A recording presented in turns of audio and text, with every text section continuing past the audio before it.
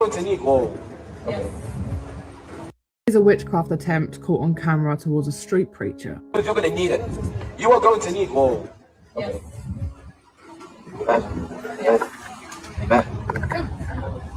It's so Christian, you shake hands with people. It's so Christian to be nice. What's your name? What's your name? That's me.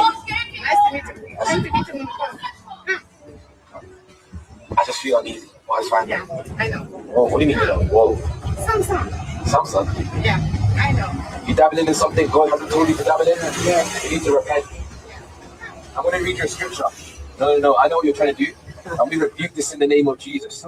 We do not condone. Okay, so I'm an ex-witch. This is a witch handshake. I will never tell you guys how to do this, but if you look here, I've blurred out the bit where, you know, the actual witchcraft is. Yes, this is a very well-known spell amongst witches. It's in pretty much every single spell book and every single forum. So first of all, when she approaches the street preacher feels it immediately in his discernment and he's like, whoa, okay, so that's how much you'll sense witchcraft on someone. That reservation he had there not to touch her hand was the Holy Spirit. Now, this lady is not on her own. If you hear in the background someone is shouting, oh, it's not very Christian of you not to shake somebody's hand. So that's that provoking spirit, the taunting spirit that's going to try and make him shake her hand. Because remember, the devil needs permission for these things. And the witch's handshake is an agreement as well, okay? So you are actually extending yourself out and shaking her hand. Now, in the video, she says some sun, okay? Now, usually what this is referring to is the actual sun. So she would have been a witch that probably worships the elements, more particularly fire elements. And if you look at the way that she presents,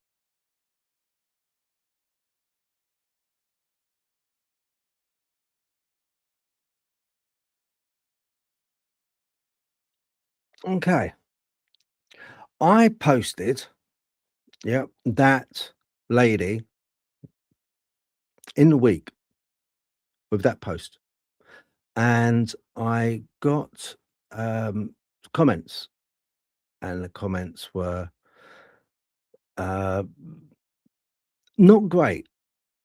Now, I just want to make something very, very clear to everybody, okay? Because we discuss an awful lot on the program, and I discuss an awful lot, you know, on social media about witchcraft, and also I discuss a lot of stuff which is more arcane, dogman, magic, stuff which is unexplained, paranormal, supernatural.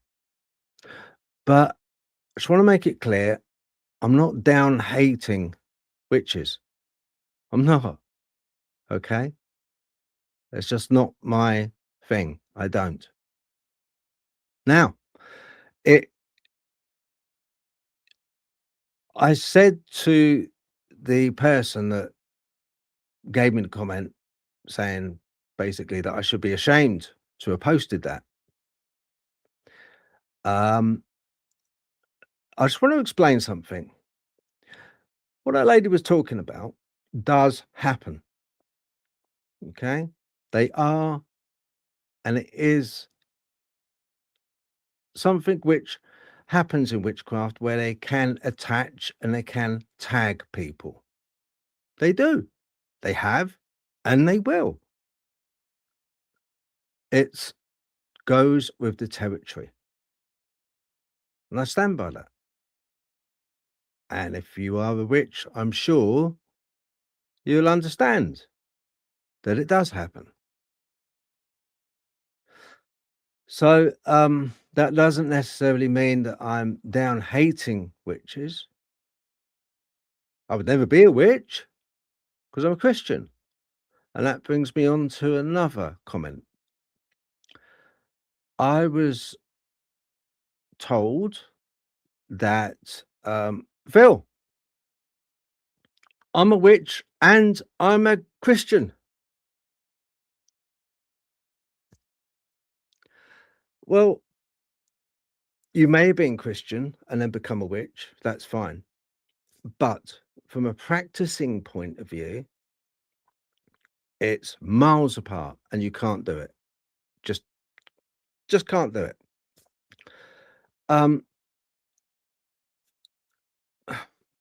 To explain it, I mean, Christianity and witchcraft cannot be combined because they represent two different operating systems. Christianity is a path of submission to the divine, the will of God. While witchcraft is a path of personal empowerment and the manipulation of spiritual forces, whether that be nature forces or other forces. Now, to a traditional Christian, you cannot serve two masters. Christianity is I always get this word wrong, all right? So forgive me if I do, all right? Because I am dyslexic. Monophysetic.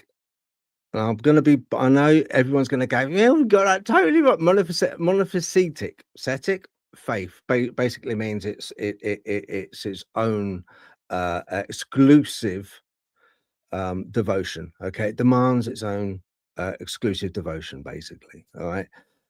Mixing it up with other spiritual practices is historically referred to as syncretism.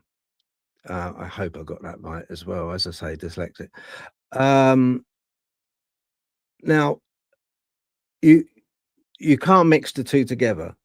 Now, you very well may be or have been Christian, but now you're a witch. So look, you can't use the names of angels in witchcraft. You can't use the symbolism in witchcraft, and vice versa. It doesn't work that way. Okay, so when people say, "Look, I'm a Christian," and I'm no, not if you're practicing. Just wanted to get that clear the air. I understand probably bring on some flack, a lot of flack. That's fine, but I just wanted to clear the air, and I think I stand by that. Okay, right. It is time.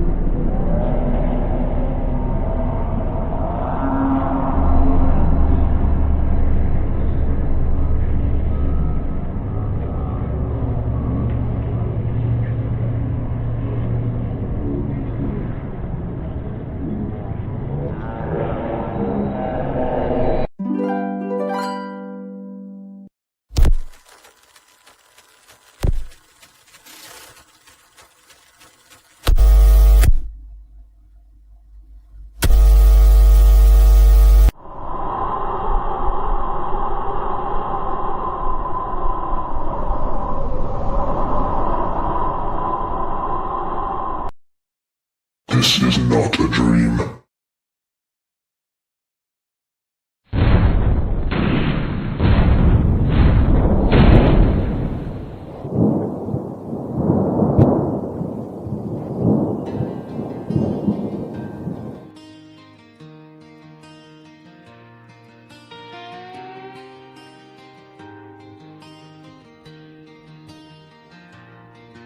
Phil walks the tree line when the sun goes down. Boots in the gravel on the edge of town. Backpack rattles with a lantern and a map, looking for the things that never make the trap. Old folks whisper when they see him pass. Boys been chasing shadows in the midnight grass. But Phil just smiles at the cold night air, 'cause something out there knows he's there. In the rustle of leaves, in the creak of the pine, in the fog where the footprints twist the line. He's the dog man, TP hunter, roving through the night, chasing ghosts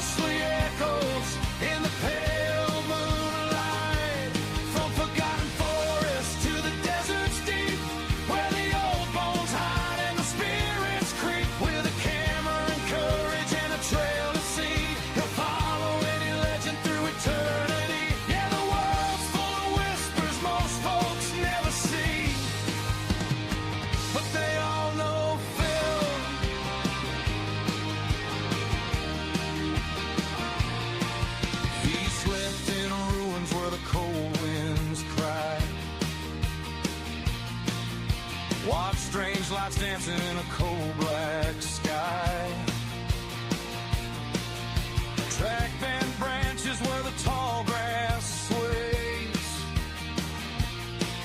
Heard something breathing in the forest haze. Every dusty road and every haunted bed holds another secret he's about to defend. And when the fire burns low and the coyotes sing, you can bet he's hunting something strange again. Through the static and dark, through the myth and the lore, there's a howl in the hills he can't ignore. He's the dog man, TP hunter, roaming through the night, chasing ghostly echoes in the pale moonlight. From forgotten forests to the deserts deep, where the old bones hide and the spirits creep. With a camera and courage and a trail to see, he'll follow any legend through eternity. Yeah, the world's full of whispers most folks never see, but they all know Phil. But they all know Phil.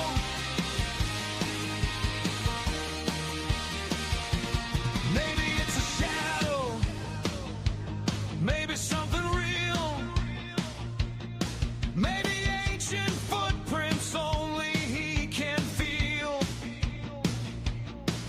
But the truth lives somewhere past the tree line bend, and Phil won't stop until the very end. He's the dog man, TP hunter, roams into the trail, following the stories in the midnight gale. Ghosts in the rafters and beasts in the pines, calling out his name through the ancient signs. And if you hear a howl where the campfires be and a lantern swinging through the cedar trees, that's a hunter chasing mysteries. That's Phil, running wild and free.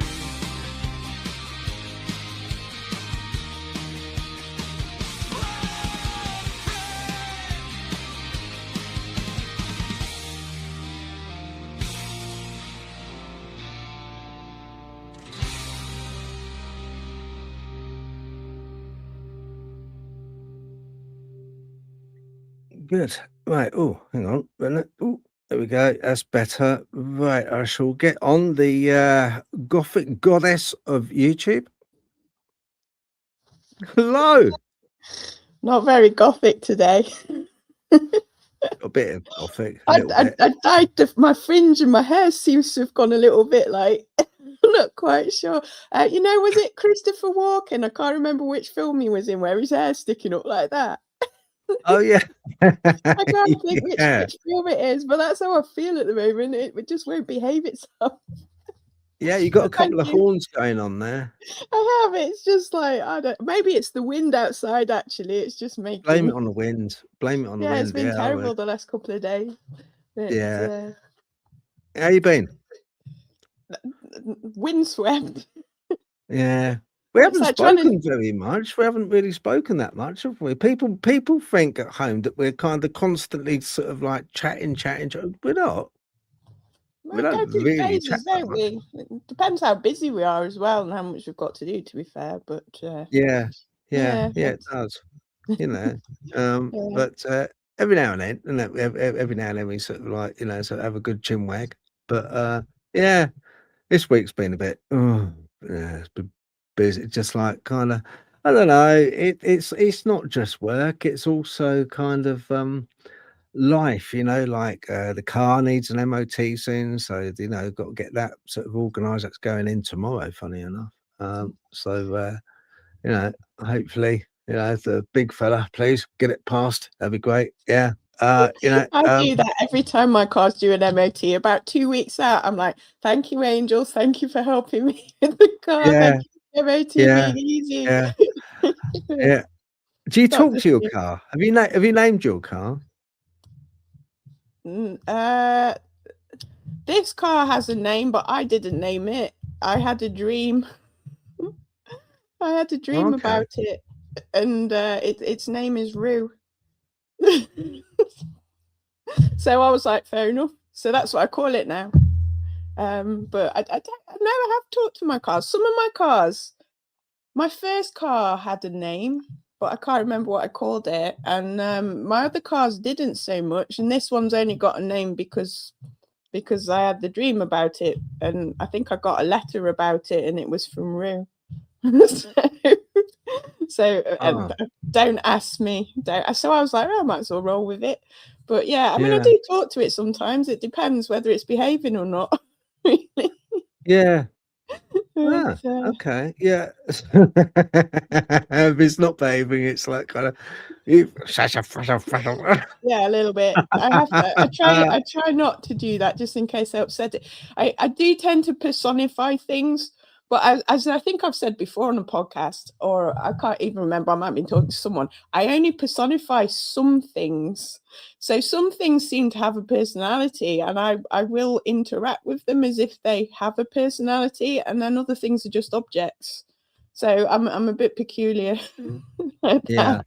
But yes, so some of my cards have had more personality than others. So it's I did have one car with a dragon on top of it. It was quite strange, and then I spun it and almost into a ditch. It was a really bad corner. It was well known for it. And it was wait a minute.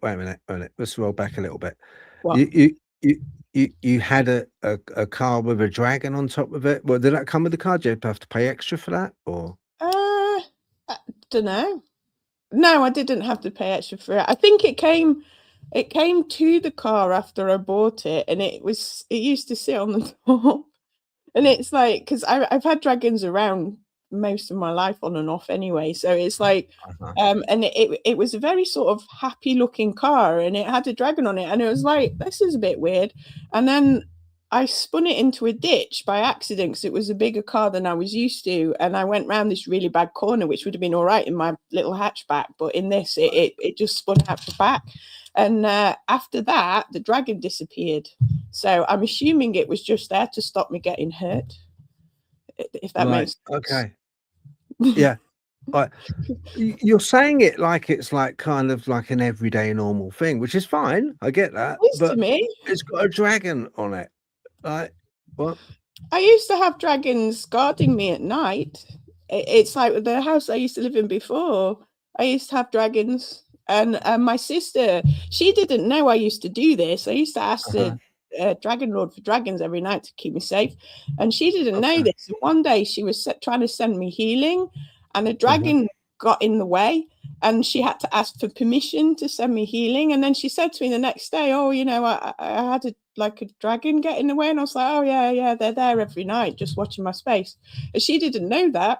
So I was like, so there must have been a dragon there. So I wasn't imagining it. So no, it's like, but I am a yang fire dragon astrology sign, so as well. So I've always had like a dragon. When people say what's spirit animal, I always say dragon. After months and months and months talking to you, I can see that 100%. I know people think that because I'm a horse person, I'm horse-like, but my personality is quite deer-like in that I will hide, avoid, and, you know, generally don't like being seen. But if you really annoy me, you will see a dragon. It's like, but I am a yang fire dragon, believe it or not. So I'm a Cancerian water sign and a yang fire dragon. So you can only imagine what my head's like with those opposing elements in them. But so it's an interesting mix. Yeah. But so now that I sound like I'm completely crazy. Well, just to let you know, I'm Sagittarian, so I'm half man, half horse. I won't tell you what part's the horse. I was going to say, I'm not even asking. Yeah. Oh yeah. And it's my birthday's in December, beginning of December. I will let you know on social media, but always remember, a good friend told me this, okay, and I stick with it. I only accept presents if they're wrapped. And if you're going to start sort of slinging it in one of those Prezi bags, and here Oh you go, God, the Phil. bags. No. I Yeah, want a bit of effort. no, I I want hate a that. bow. I want a bow. Yeah, Okay. if it's wrapped in a present bag, then that's fine. But just chucking in a present bag, that's not a present, is it? No, It's just it's something in not a a present. carrier No, I bag, want a bit of basically. effort. You know, I want a Yeah, bit of it's like sweat a and blood in literal there. carrier You bag. know. Yeah, I Yeah. agree with you. Yeah, exactly. Good. I'm pleased we agree. Right. Do we agree? I think it's about time we ought to bring our guest on if he's ready. If it looks like he is ready. So I think we shall bring our guest on. We're very, very lucky because this guy has a wealth of knowledge. He is a very, very good, dedicated paranormal researcher, first and foremost. Okay. And you want to check out his equipment.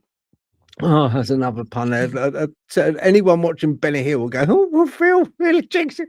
No, it's paranormal equipment before you start giggling. Okay, so I'm going to bring up Matt Hornick. Let's have a look. Hello, Matt. Hi.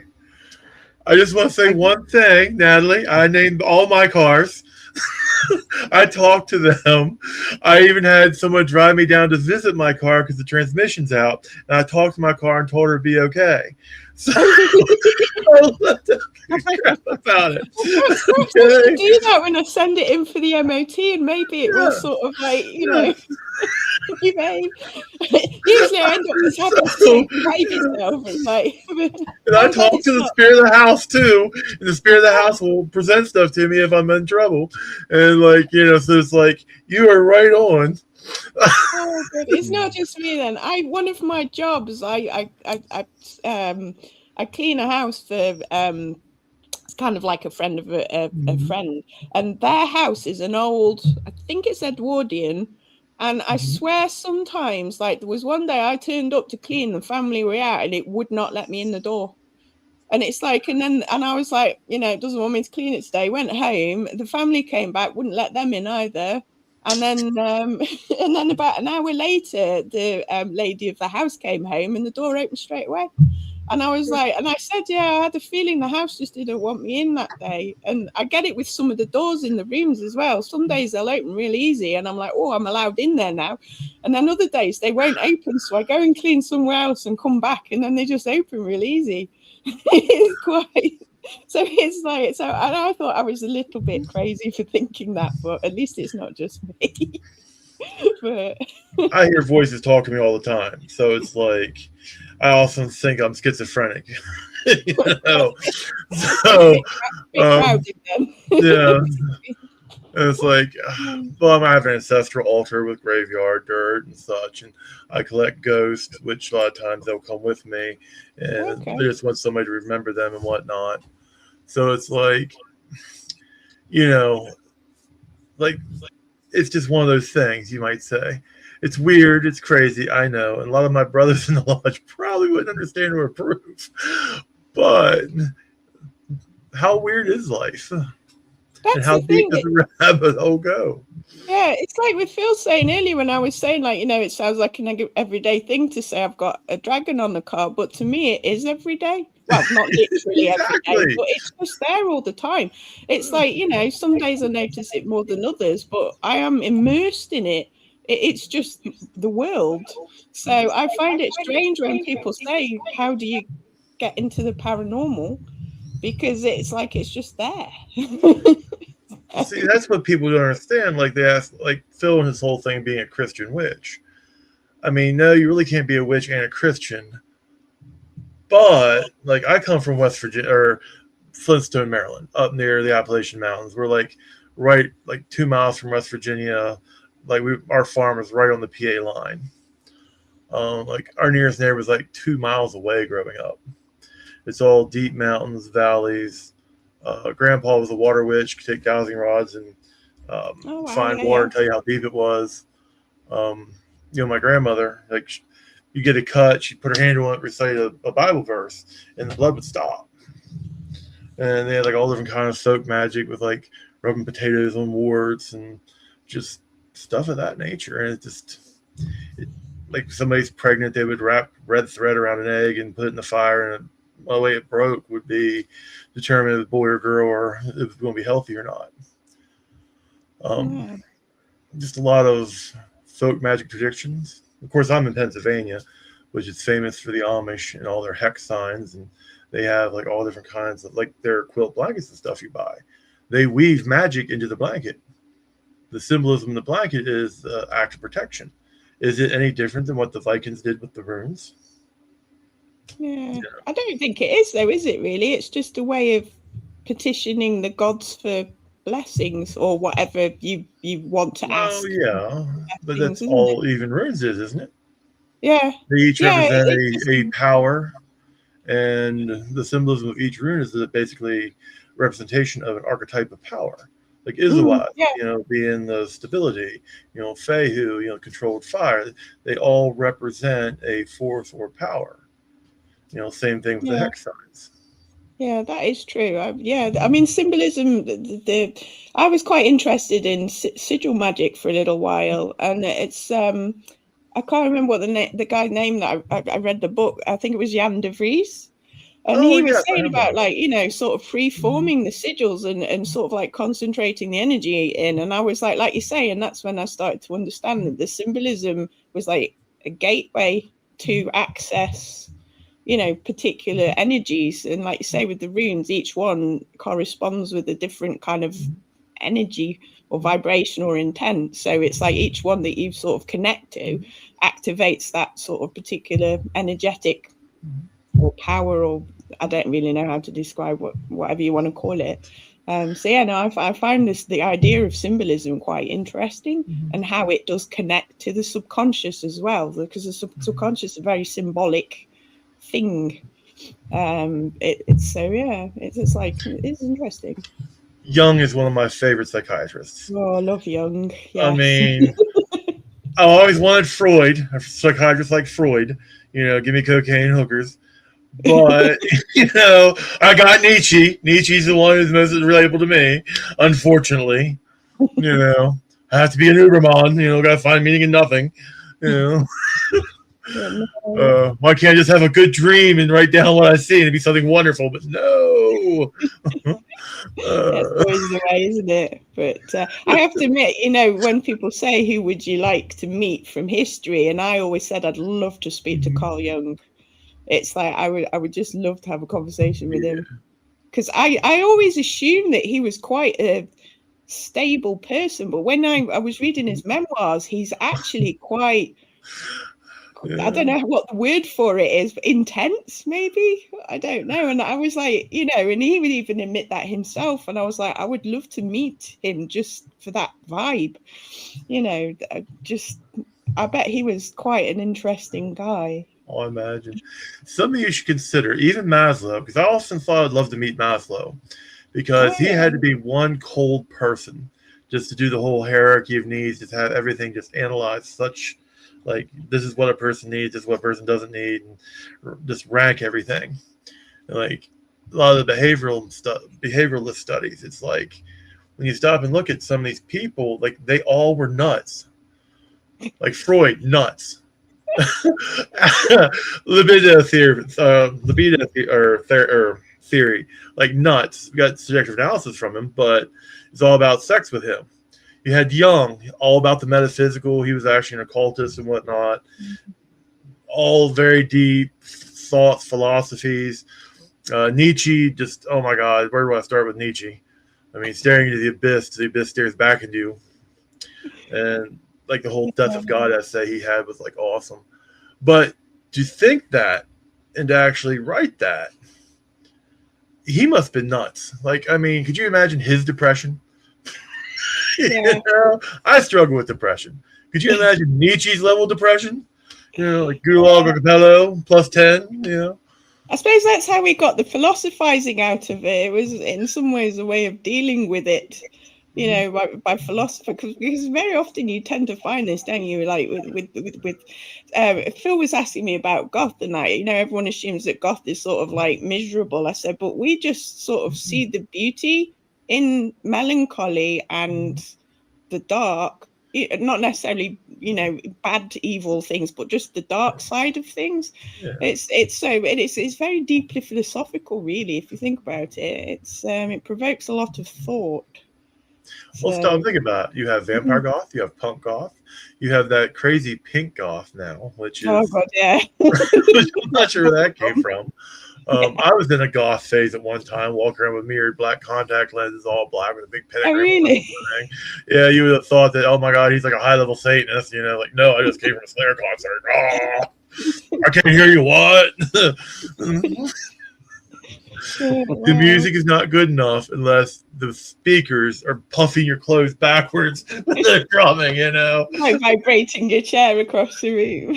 Because I've been to 3 Ozfests, so. Oh, wow, okay. Yeah. I mean, I saw Ozzy Nissan Pavilion twice in Columbus, Ohio once. And oh my word, you want to talk about a party. I mean, it was a great time. But there again, like the thing is, it's like with goth culture is the embrace of knowing everything ends and dies. And it's like the embrace of the beauty in the darkness. Like there's that one cathedral, I forget the name of it, but they designed it so it's the light coming down to the dark. You know, everybody loves a beautiful cemetery. Yeah, it's true. Yes, I miss the old style cemeteries. Like the modern ones are just so. Well, the modern ones are not consecrated normally. They're just basically dumped in there. Like you can feel it when the ground is consecrated. You just know. If you ever get to this side of the pond, I'll take you to Wildwood Cemetery. It's awesome. I've been up there a couple times now. It is crazy, actually. It's just huge. There's a banshee that supposedly haunts it. There's fairy rings and fairies and such. Oh, wow. People think that fairies and other type of nature spirits are only in Europe, but there's quite a few of them here in America as well. Okay. People something don't realize. And the Fae are not exactly friendly, but they're not exactly hostile. But they are extremely dangerous. Yeah. Well, if you think about it, like if you listen to fairy tales and folklore, there is never a completely benign fairy tale. Don't give them your name. So that should be a warning, shouldn't it, really? Well, there's this place out in the middle of nowhere. There's a pioneer town. It's gone. And it's called Pioneer Cemetery. It's about an hour and a half from here. And it's like deep woods, Boy Scout camp. Like you could, if you got lost, you would not find your way out. Like America is huge. Like you guys could drive like 2-3 hours and be out of your country. Like here, you could drive all day and still have like multiple days. And there's this vast areas of America that's just basically empty. Like there's Bigfoot up there, and then you actually see like what more of a Phil thing, you know, the cryptids. But like there's literally stuff in the mountains and the caves that are unexplained, and of the old world. You can see food lights, and you can have things call your name and stuff, try to lure you away from the group or the path. Almost Will o' the Wisp like. I think Kyle, who's one of my prodigy, he actually hunts cryptids, and he's planning an expedition to go get the Grassman, which is another type of Yeti. And then in Paranormal, we have another guy who specializes in Bigfoot hunting. Okay. He goes all the time. So what's the Grassman? I've not heard of. You said Grassman, didn't you? Yes. It's out in like Wyoming, I think, or Ohio. Okay. It's kind of like a Bigfoot, but it's in the plains rather than actual. They're smaller, faster. Okay. Not big and hulking like the ones here in the mountains. Oh wow! No, I've not heard of that one before. I'll have to look that one up. We often call them over here. They've got a name, a wood booger. Have you ever they're thinner, much quicker, and they're not as big as a Bigfoot is. It's not as broad as big. It's more slight. It's a slighter build frame. But yeah, if you could imagine, if you could imagine like a missing link, a proper missing link, which we are missing. There is a between Neanderthal man and Homo sapien. That would be it. The wood booger. That's how it looks. It's very human indeed, in stature, and how it looks. Just very, very hairy, Have you ever thought that the Sasquatch and other types of creatures are actually trolls? They're the trolls in lore. You get back even to like longest times out of mind. Because if you hear about the Picts over in Ireland before, the Anglos and North, because Ireland and all that just had wave after wave of people come in and take over, but they lived in caves and they were very primitive tool-like. So it's like, why couldn't they have a more advanced set of apes that were called trolls, and they've been all throughout Europe? I have to ask Mary about that, because in the Netherlands, because she said there weren't really cryptids over there. But if you actually put that, I have to put that theory to her and see if the folklore matches up. Because that's look at trolls. They live in caves. Yeah. They hide under bridges. They basically jump out and attack you, and they'll steal stuff. What does Bigfoot do? It hides in caves or their little grass huts they build. They basically will chuck stuff and throw stuff at you, and you don't really see them that often. And then if they do attack you, then you're pretty much doomed. They drag you off. There's really no fighting that.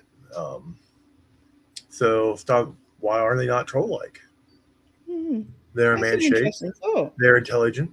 I mean, maybe not human-level intelligence, but what is human-level intelligence? I mean, the only thing that separates us from the animalistic is the fact that we can reason and delay self-gratification. I mean, whenever you can have trouble with having to have instant self-gratification, which is one of the problems with modern cell phone and modern era, everybody's used to having it now. Impulse control. Like, we can sit and wait. We can reason. We can look 2-3 steps ahead. Like my dog, he's pretty smart. But he doesn't, he knows a few steps ahead. He can get to the trash can. He can, I had a German Shepherd who open doors, smart as a whip. But they don't really reason on a long-term level like humans do. Like, I can plan out next week. They don't have a time sense like we do. Yeah, they tend not to be abstract thinkers, do they? Right. So they can learn, like you say, the linear process of something by observation and then figure it out. But they tend not to have abstract thinking, as far as I can tell. Why wouldn't that be a troll or a Sasquatch? Yeah, well, that's a thought. It's an interesting thought. Yeah, I have to look up my folklore and see. Yeah. If you remember, most of the elves looked human and were mistaken for human. Normally, they just basically come out of the city mounds, and you just come into them, and their mouths would be entrances and exits to the fairy realm. So why can't there be portals in America that open and shut during the moon phases and different stuff? I actually think there is.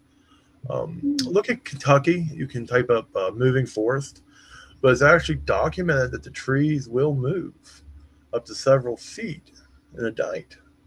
Okay. And the whole landscape will change within just a few hours.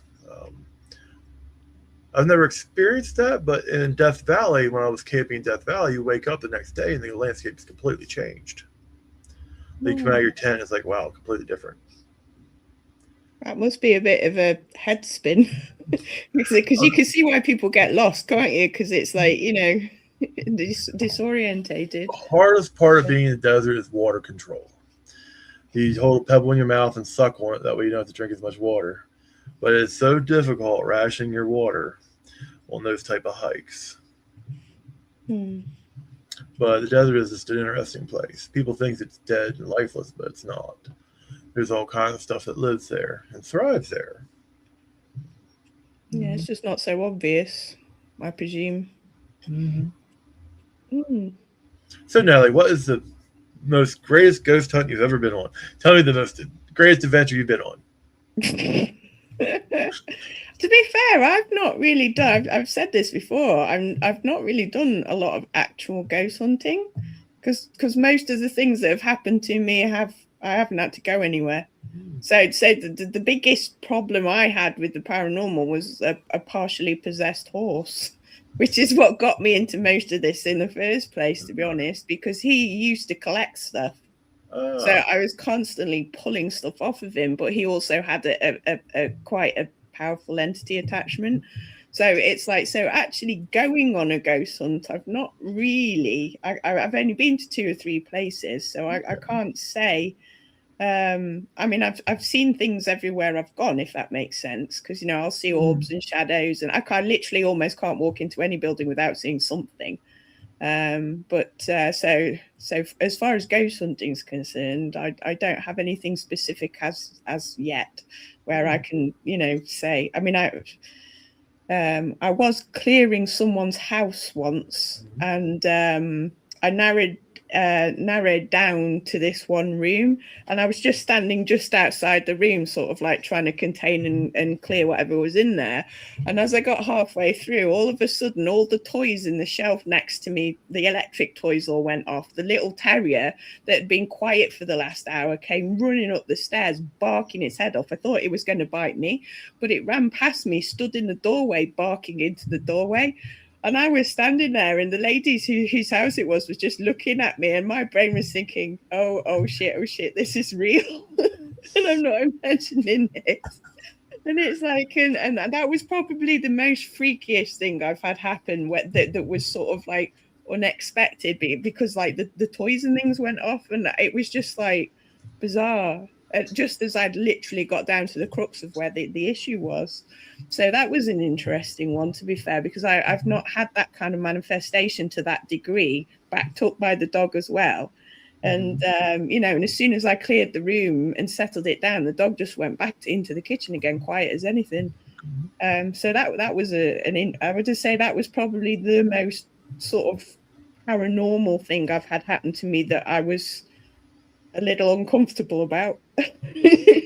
Especially because I was the one that was like orchestrating this, because I was clearing the house. So I was just like, oh dear, what have I uncovered? But I think I managed to shift most of it. The biggest problem was, it's like she still had stuff from the ex-husband that had passed away, and I felt that while she got that in that house, she was always going to have some problem. But yeah, so probably not what you were expecting. Answer wise. Actually, no. I mean, that seems pretty normal to me. Before Blue Mountain Paranormal, like I've been involved in the occult community for a long time. I've been a priest for a long time, or a preacher for quite a long time. Okay. I've done 2 marriages so far. I've done a few funerals. Ran children's ministry before when I was a young man, puppet team, youth drama. I got involved in witchcraft with Coursework of Miracles, which was at the church. Then with the schisms and stuff, I ended up leaving the Mennonite and that type of like heavy works-based. Then I just sort of started, I switched to the Golden Dawn, and I've been multiple different, I don't want to say covens, but most of them were like dynamic or like Bridget and like kind of earth type stuff. Mm-hmm. Like mostly my love is like the Kabbalistic and the that whole, like my kid's mom was married to for 9 years. She actually was raised Catholic, and always had kind of a fascination with that. Well, Catholicism. Yeah, it just seems rather weird to me. I always thought it was a very magical religion. It's probably out of most of the Christian, I don't know what to call them, divisions. I should think Catholicism is the closest to magic that you can get. Well, yeah, probably. I think even more than that, because you're actually calling on saints to intercede with God for you. Yeah, and you've got some of the saints are ancient deities. So Okay. it's like they are calling on old gods that are basically canonized as saints. Because like Catholicism came from the Church of Dagon. Church of Dagon had confessionals. You see the little fish hats. That's a Dagon thing. Like, and like our modern day Christianity is mostly came from the Druidic tradition. They changed the date of Easter, Christmas. I mean, they've added so much of the paganism to Christianity to attract Christians. So what Yes. is the true like nature of Christianity? And like we were talking about that at the lodge there last night. Whenever we had the regional people come in, and they had like a big ceremony and pomp, and like I can't really say a whole lot about the Masonic stuff because I'm under oath about it. But I feel like in a lot of ways it has become much like the Methodist Church. It's all rote and like they've not done a good job passing it down. Does that make sense? Yeah, they still like they've got a lot of dogma, is it? Well, it's Would you more say? ritual. It's more like the Methodist Church. Everything's done a certain way. Okay. Everything is very ritualized. Mm-hmm. And it's a good thing. I really enjoy it. I just don't think that they actually like. I think they've lost sight that they want to make good men better, and I think they're actually trying to go back to that. One of my biggest things is they are aging out. And once they die, we lose vast amounts of knowledge because it's all committed orally. So that is the trouble with an oral tradition. If there's no one to pass down if there's no one to pass down the tradition to, you lose so much. And they've kept themselves as their own little social clique. Yeah, and they didn't really recruit or bring people in. Now they're bringing people in, and there's only a few young ones like me. I'm young, which younger ones there, and I'm 50. I'm sitting there. I love them all, and we're talking about. He's telling me about the railroad days, this and that, and the other. I'm like, my mentor, he just got the 50 years of Masonic service medal. And I'm there like, you've been doing this for 50 years, which he knows all this kind of stuff. Wonderful man. And I love him to death. But it's like, and you've mentored a lot of people, but like, if you look around, everybody's in their 70s plus, like where are the kids, And I was basically telling them we need to send men. We don't need to send money. Like our lodge is rich. Well, I won't say rich, but like our lodge has been a continuous operation for 160 years. Wow. And I was at the Otterville a couple weeks ago. Like George Washington visited them before the Revolutionary War. They'd have a little copy of his speech and stuff. And you think they've owned the building and they've had the land and they've had the grounds for over 200 years now, almost 250 years. I mean, and it's all passed down person to, apprentice, master to apprentice, and all these traditions, and for like a very long time. Wow. Yeah. That's quite impressive, really, isn't it? Especially out in America. The thing is, like 200 years is like, like I wasn't going to join the Masons, and then they teased me with the library, access to this one library in Philadelphia, and I'm like, you mean I get 3 books a month and they can just send them to me and I can just mail them back? On my honor? Okay, sign me up. Is there? I don't know if are there interesting books in? I don't know if you can tell us what's in there, but are they? Well, I've shared with Phil. I mean, I think everybody knows, but they have like all kind of books on sacred geometry, numerology. They have like like anybody can like. As a Mason, you can actually they will mail them to you and you can mail them back. And you have full access to the whole collection. The public has to go there and look at them in person. Mm-hmm. That's fair enough. There's all manner of different stuff. Like I've been reading one about Saturn, and about Saturn is the planet of containment, and its symbol is the cube, which is 6 sides, and like everything is contained by that. Well, we'll save that for another time because that can get to a deep subject. But all of matter is contained by Saturn, and it actually is what gives the confinement but everybody has to pass through Saturn and from Saturn when they leave this world. Because Saturn was the king of the gods, and he ate the other gods. And time is what eats everything. That's what Kronos, he's the time god. Time destroys everything. So there was a limitation put on everything. And everything has to work within the Saturnian limitations. And that is what some of the meaning of the Sator square is. Sator, opera, operos. Anyway, rules maintained by vortices. So it's just a whole bunch of, let's put it this way. It was written over 100 years ago. They thought about it way more than I ever thought. Fascinating stuff, though. Yeah, I enjoyed that. I did enjoy that. I didn't want to butt in because it was like so.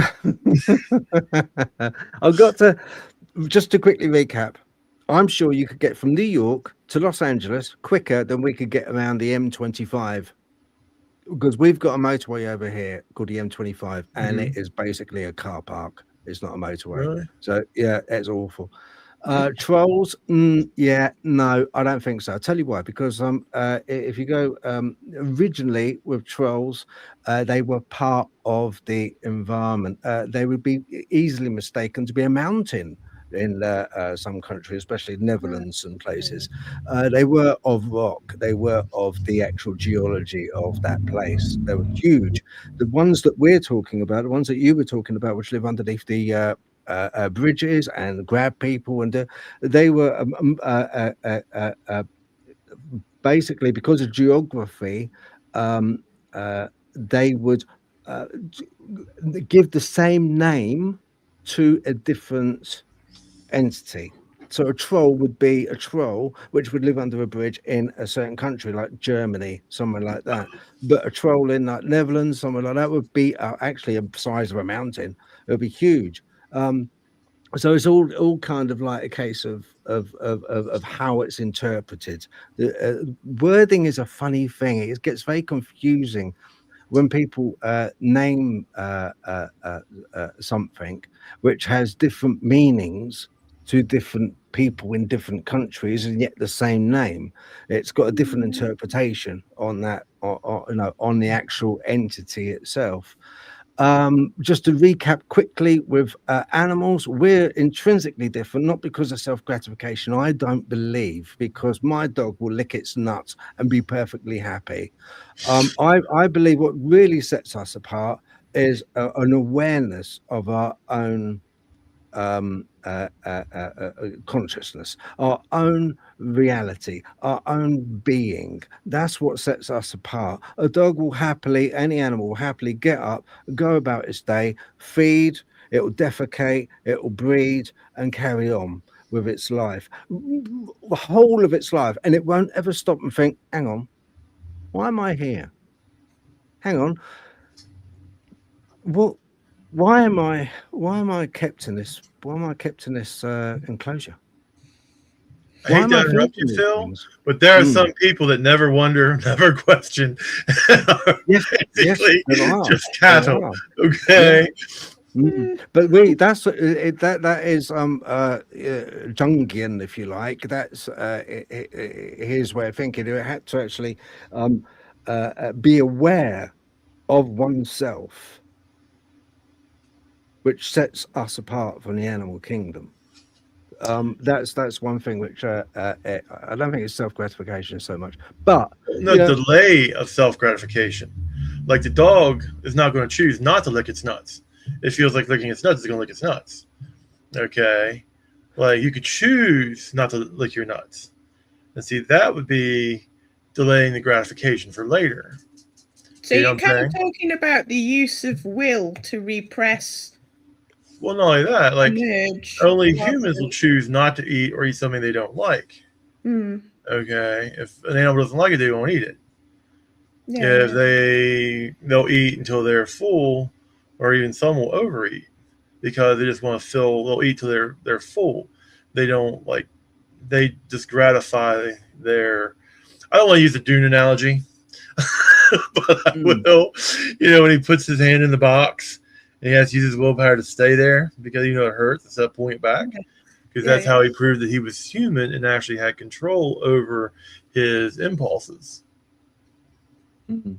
And don't you think illumination is basically the knowledge of that? Because if you look at the Garden of Eden, when they ate the apple, before they ate the apple, God's commandment to Adam was name all the bees, bird, name everything. So Adam was naming everything. We won't go to Lilith and all that stuff. We'll just go with Eve. They ate the apple. They realized they were naked. So don't you think they were having sex and just doing whatever and wandering around, just grabbing, oh, that looks good, grabbing it, eating it off the trees, just everything flowered and fruited in season. So it was a wonderful paradise. They had no higher thought of just the here and the now. They didn't understand time. They did not understand anything. They didn't even realize they were naked. So being illuminated, they were like God then, which they knew good and evil. They had a choice. That was what God's gift to us was. Well, gift, curse, however you look at it. But like, if you notice, the angels who never fell, they don't have a choice. They must just obey. And the ones who basically fell, they do the exact opposite of what they were created for. And then, like, you're talking about the stone stuff, mountains and stuff. Have you ever studied about the Nephilim, the angels that came? And, Don't you think a lot of them were Nephilim? The fallen angels? Yeah, well, their children. Because there is a school of thought which say that, you know, with Bigfoot and well, I'm not saying that. I think they're animals. I think they're just a type of animal cryptid, or like the duck-billed platypus. I mean, the Loch Ness monster. We have like several very similar monsters here in the United States. We got a Loch Ness monster called Nellie up at Raystown Lake. It's been sighted. It's basically reptilian, has a long neck. There's some grainy pictures of it. What if it's mostly underwater, hides, only comes up at night? You could eat algae or fish. Who knows? I mean, it's big as a small boat.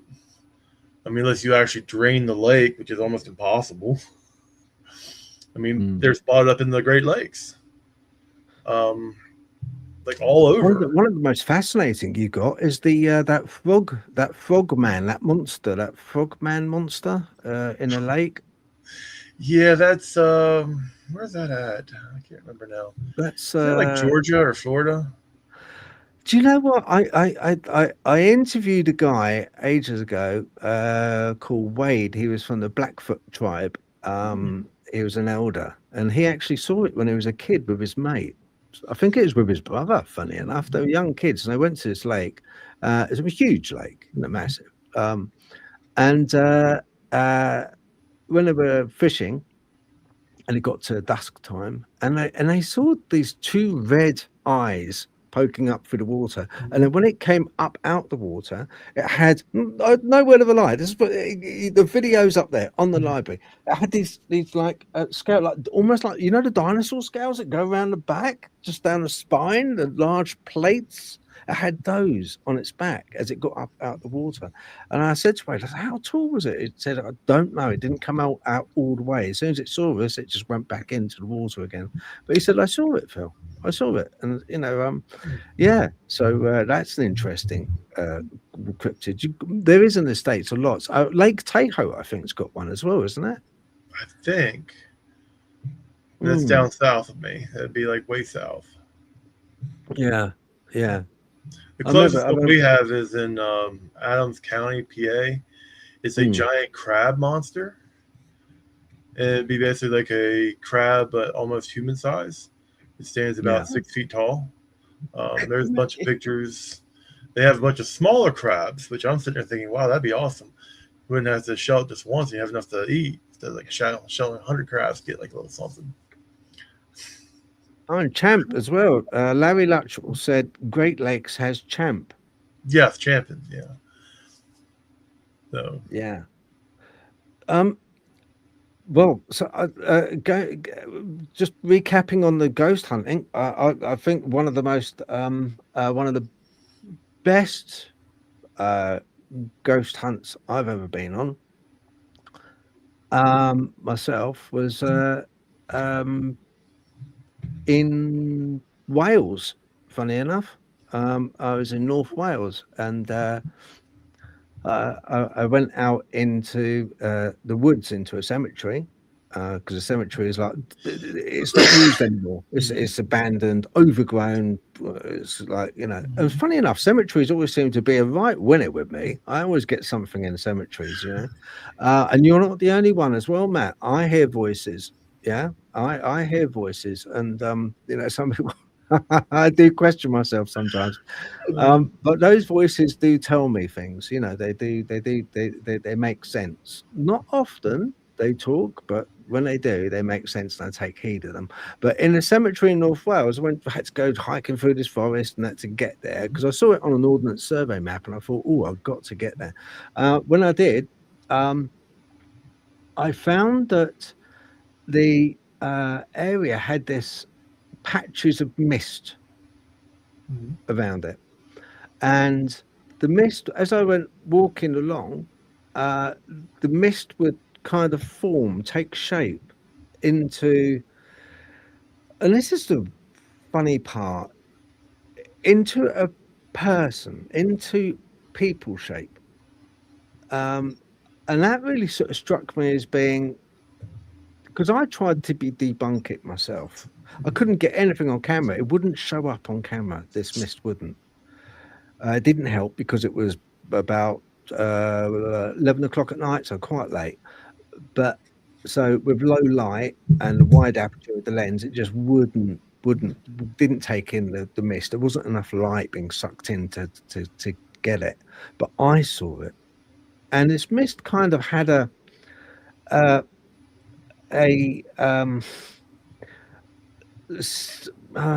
had a shape, a form, and it had a movement like people.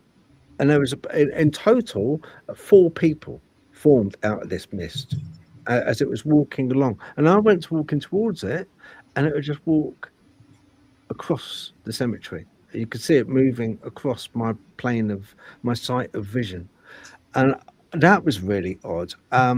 And also the voice I got as well, and that was another one of Don't Go Near, Phil, and it also says my name, Phil, don't go near, which I didn't. I came away. Another time I had a voice in a cemetery was at Camberwell Cemetery, and I did video this, and I did get it on there. Very well known Camberwell Cemetery in London, very old. I mean, we're talking, 14th, 15th century, maybe a little bit later actually, but about that time. Very old. Again, it's funny. Part of it is alive and kicking, pardon the pun, you know, but is an active cemetery. Then the other half of Camberwell is overgrown and lost to time. And I went, of course, to the lost in time part. Daytime, didn't go at night, daytime. And as I was walking along, the paths are very overgrown, I heard voices chattering, like a conversation. Like somebody was talking, a group of people were talking, but in like it's whispers. And as I turned, I then heard, Phil, beware. As I turned around and I caught it on video, these 3 orbs came across from in front of me towards me, going at an angle, and then just disappeared. And at the same time, when I looked at the footage afterwards, and I didn't see this, but on the footage I did, there was this quadrupedal creature that looked like a dog or hyena. We don't have hyenas over here, but like a dog, but a strange looking dog. And as it moved from behind a tombstone, you could then see it morphing out. And as it morphed out, you could see the brush behind and the tree coming through it as it morphed out. And I think that's the voice that was saying, Phil, beware. And I caught that on camera. And I caught also the voice as well, because I asked people, could you hear that? Can you hear that? You know, and they said, yeah. There's people that could hear it as well. Very strange, very credible, very strange in my book, anyway. Well, don't you think a lot of, like Tobias, he's been doing at Paranormal Witchcraft, he's been doing a whole series on various different, how the investigator affects the experience or the haunting. And he's been doing a bunch of different tests with equipment and such. And quite interesting, actually, because like, and it is true that certain spirits will be drawn to you because of similar traumatic experiences that you've had, because like energy attracts like energy. And you see this like energy vampires and other types of ghosts and hauntings. So, but yeah, maybe something there was drawing you or warning you away. Matt, do you think with what we're dealing with ghosts and what we're actively researching and trying to find out what they are, if I was to ask you to sum up your findings thus far, do you think that they are either people that have passed away and are come back, or in limbo or purgatory in a way where they're stuck here? Or do you think there's something else? That's a tough question.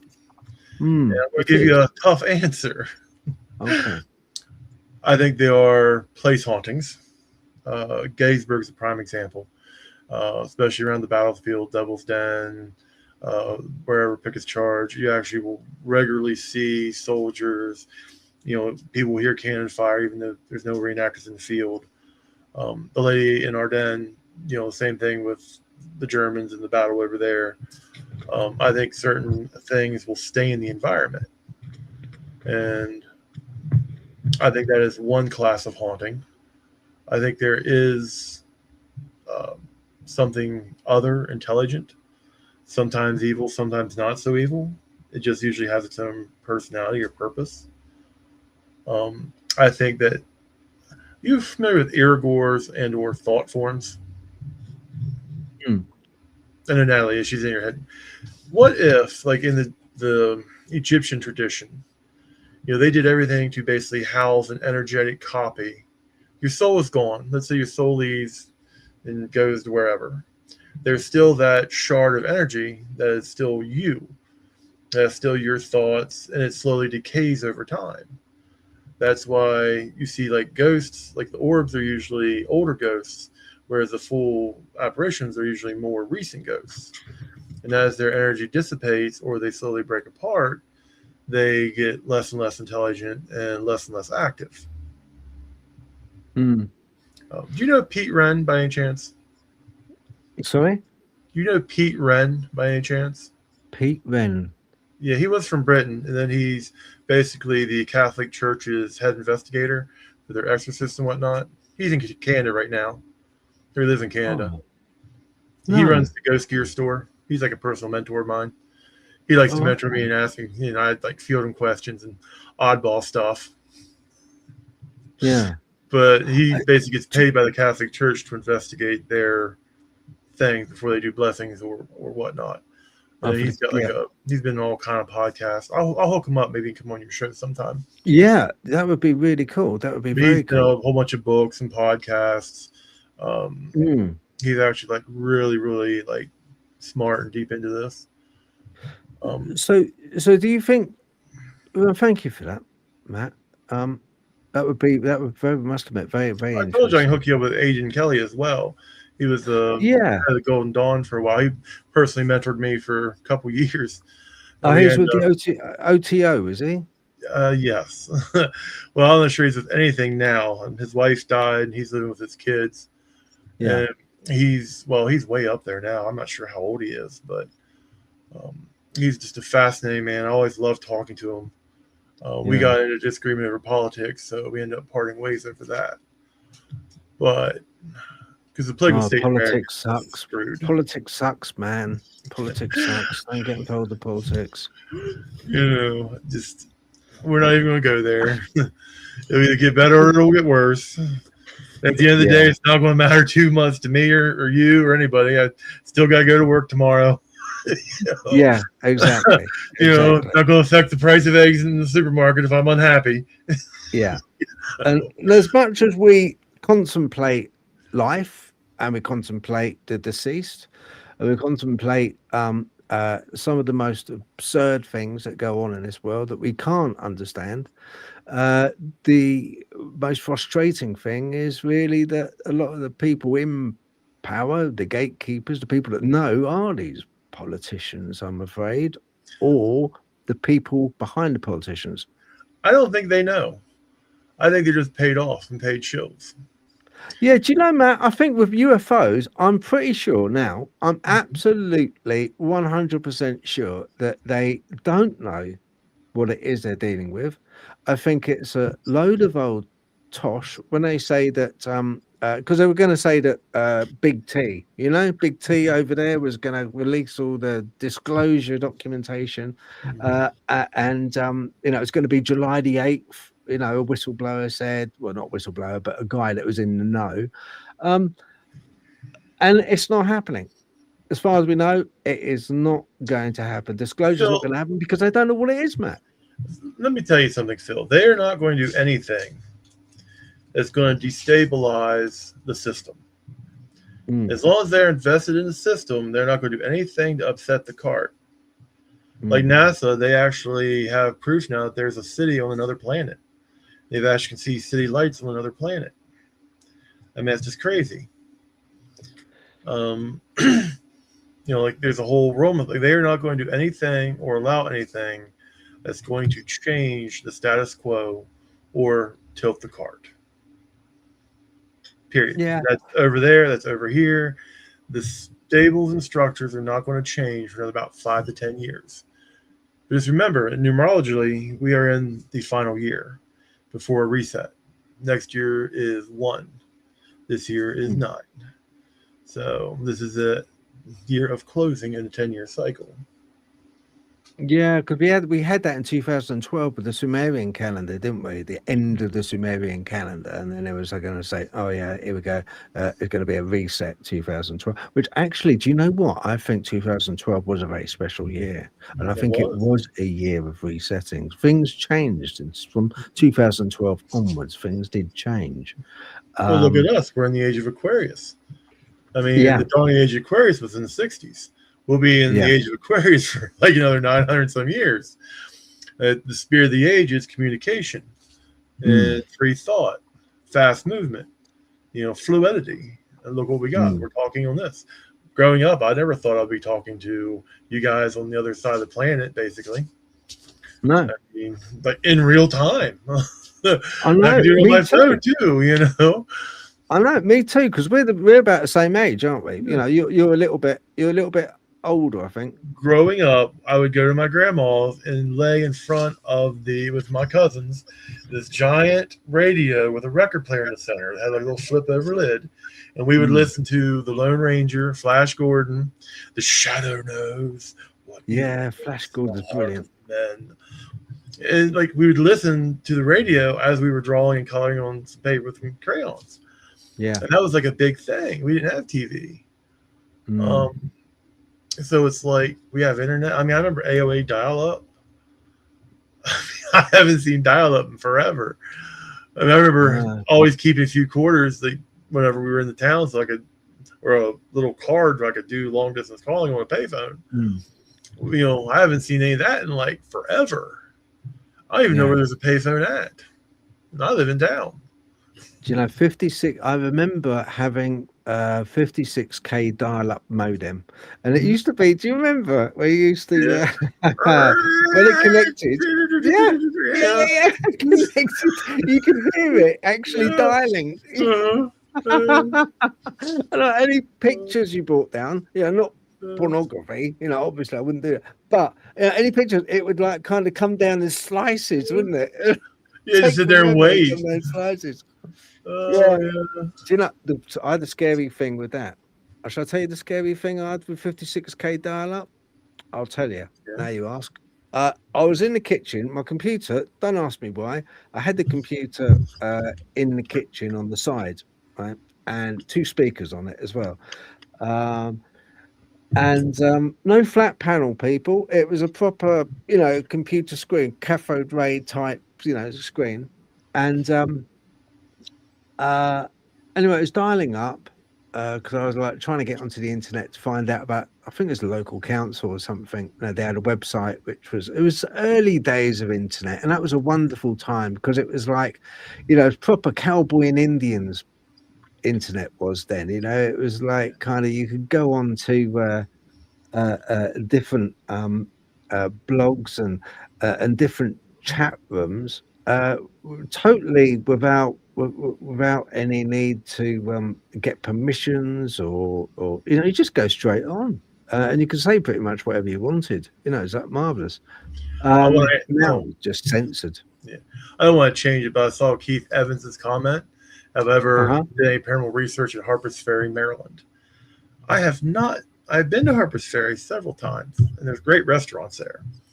I've not done any paranormal research at Harpers Ferry, but I have done paranormal research at the John Brown House here in Chambersburg, because John Brown was from Chambersburg, which is not even about 10 miles from Shippensburg, and the old Franklin County Jail. So, yes. But Chambersburg is actually linked to Harpers Ferry because John Brown used to live here. And he actually left here to go raid Harpers Ferry. So, just a little fact. Oh, thank you. Yes, I saw it saying I'd let him know. I had John Brown House is somewhat haunted, which I don't think it's John Brown. It's probably from the burning of Chambersburg. Because it and the Masonic Lodge and the Carmel Theater and the Franklin County Jail were the only structures that survived because the Confederates burned all of Chambersburg. It was the first town completely torched. It was one of the reasons why the Unions did the whole March to the Sea and started burning everything when they went south, because of the retaliation to the burning of Chambersburg. I've got some photos that you sent me. Right. Well, I'll tell you what was really interesting is this one. Now, this features quite a bit. Now, what I'm going to do, I'm going to change the background so that it's a little less confusing. Okay. Just so that it's a little bit more defined, the picture is. Right. Here we go. Right, that one all day. Right, yeah. Now, there seems to be quite a lot of interest with this staircase. What's going on with the staircase? Where is it, Matt? Okay, well, it's in Walnut Hill Manor, which is in Waynesboro. It is an Edwardian style manor. It was built late 1800s. It used to basically be a florist. The guy made his money being a florist. And it used to be filled with greenhouses. And he actually developed several strains of roses that we have today that were developed by him. And blue was his favorite color, and we got blue on the spirit box and an EVP. But the one lady of the house, she basically haunts the upstairs bedroom, and when there's a party, she will come down the stairs, and her apparition's been seen. Now, he's usually in the basement, and there's been like apparitions and activity in the basement. They actually feel it's actually from his ghost, because that used to be his workshop. He used to sit down there and do the cross-pollination stuff. If you go back to the other picture real quick, I'll explain. If you look, Tasha, and that's Tobias, they actually got a XLS image from the Ghost Tube app. And then if you see the laser grid on the bottom, you see how that blue dot is going off on the laser grid on the top? It's here.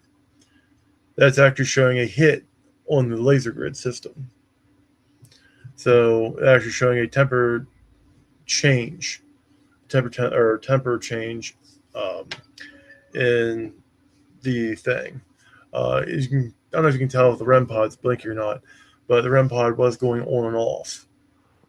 But mostly the XLS stayed at the stairs.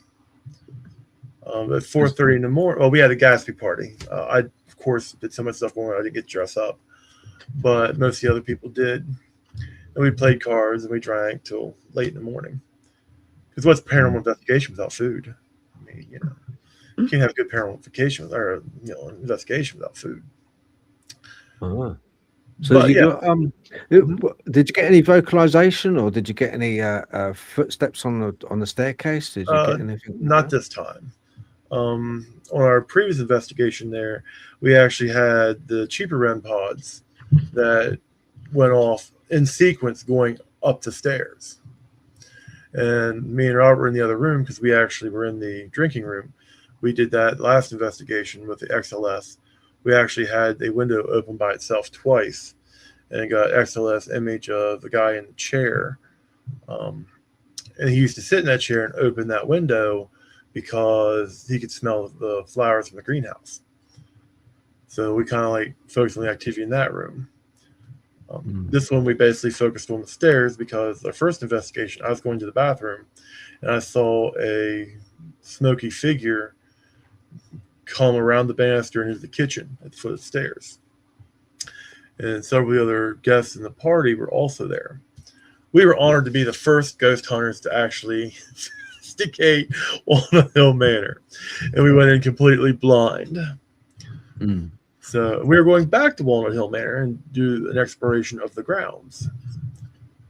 Okay. And you get to stay there. You get to stay there all night, do you, Matt? All night? Or? Oh, that's good. I know the owners, Seth and Anastasia. They're both great people. And it's fun for them living in a haunted house. Yeah, I was going to say, have they relayed any really interesting accounts to you? Have they? Well, you can listen to our YouTube channel. I actually have a 2-part interview with them for about 30 minutes. And I also have a video from me doing an after investigation the first time there. Yeah, so, I'm just going to... yeah, like all different kind of stuff goes on there. The obelisk the first time there came up flower names nonstop the whole time, which was, I don't know if ever... I'm sure you guys you don't actually know about obelisks. Okay, this is Matt's YouTube channel. Okay, so if you people click on it, remember subscribe. Okay, to his channel. He's got some really interesting stuff on here. FCJ Part 1, FCJ Part 2. I got an SB7 from Samu. The ghost speak Chinese. That is funny. Okay. They probably do. That's why I can't understand them. Stone Chapel Cemetery as well. Oh, I've been there several times. It's actually a great place to go. We literally had the ghost tube app keep telling us closer, closer, come forward, and then it said ancient iron came up on the thing. I think I have a picture of it somewhere, and we were there. I was just messing around because it's snowy, and the caretakers come up and told us they were looking for the baby cemetery where they put the unbaptized babies, because the new priest there felt that it was wrong for them to bury them in the unconsecrated area. He wanted to consecrate the baby cemetery.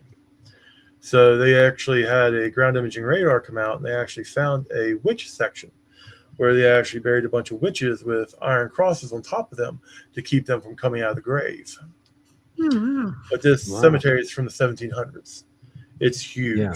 It's like a couple square miles. Like, you can get lost in it. Yeah. You see a picture of my envoy, which I actually brought it out for show and tell. I prefer this. Can I play this one, Matt? Can I play this? Go ahead. Do you mind? Let's have a look. I don't mind. Well, Robert, did you experience anything wonderful at the Sanctuary of the Strange? I had a couple of EMP hits, or EMF hits, not EMP.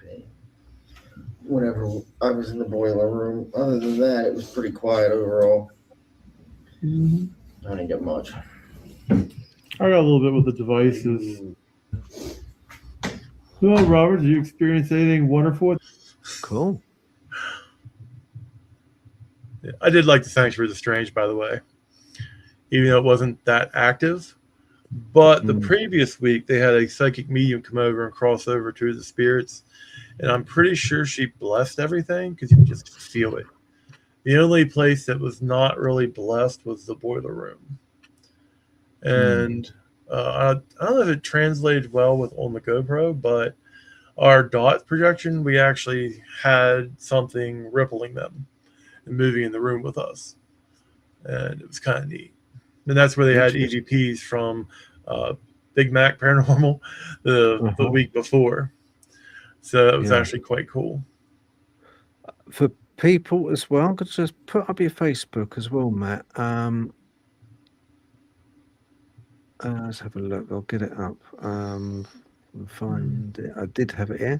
How do you find? You know, the laser that is it SLS that laser? Oh, the XLS is actually a regular laptop thing. It's like a tablet with a whole thing.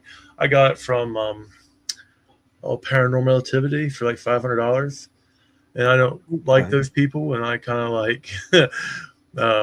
I broke a bolt tightening it, and I mentioned it in the comments 4 out of 5.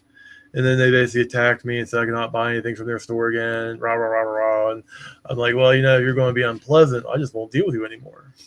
Yeah. That's how that went. They did a whole bunch of weird stuff with the software, the Connect software. They had it like tweaked in a kind of a weird way. Like we ended up basically having to tear the whole tablet's operating system down, re-download Connect. And like it took us like almost 2 weeks to figure it out and get it all put back together. Yeah. Okay, so Facebook, it's Blue Mountain Paranormal. It's a private group, but I'm sure if you go and fill in the form, there is a reason why it's private. I have been involved in multiple different groups, both witchcraft and whatever. And if you leave as a public group, you'll get nonstop spam. Click on me, I want to have sex, and all kind of like just weirdo type ads and people selling stuff. Like I don't want any of that. I don't want to deal with that. That's why it's a private group. I will approve you, or Adam or Robert will approve you. We just want to make sure that you are a real person. Yeah, that is fair enough. You can be weird as long as you're a real person.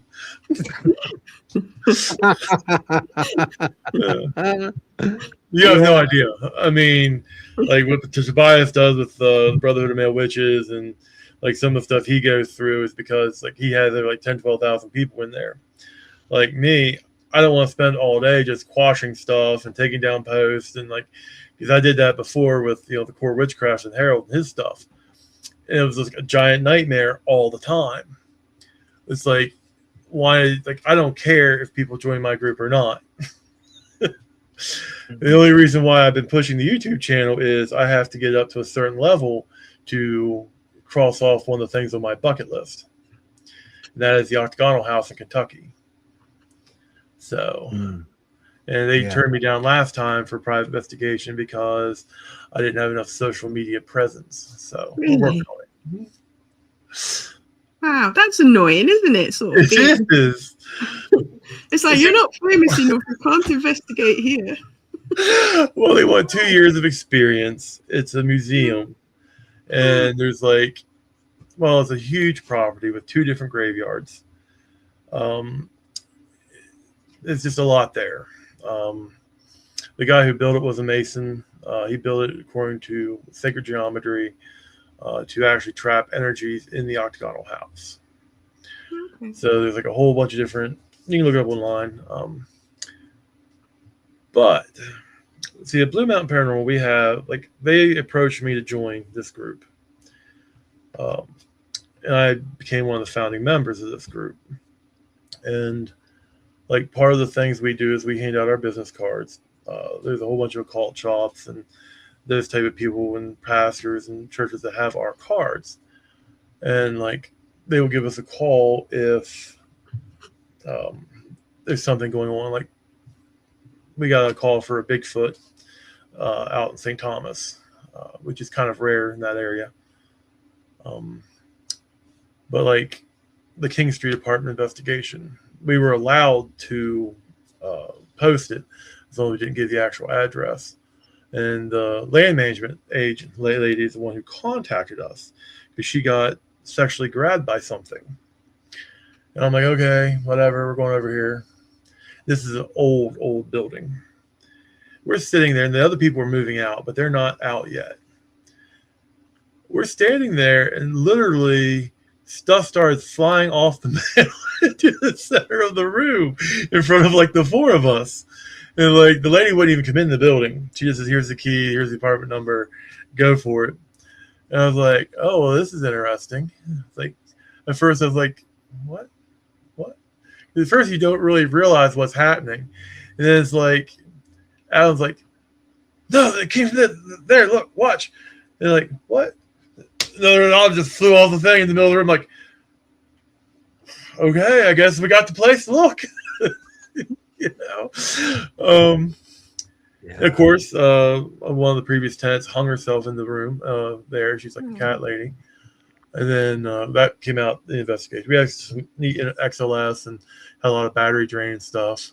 We were able to basically, I think she left because one of the other investigators we had with us, he's a druid. He basically invited her into an object to take with him and put her somewhere where she'd be more at peace. What else? That was an interesting one. But we have, like, I have a non-disclosure agreement that I will sign with people that I will not discuss or share pictures of their haunting. Like the trailer park down the street here. Well, it's not really down the street. It's probably about 15 miles, 20 miles from here. But the trailer park is on an Indian burial ground.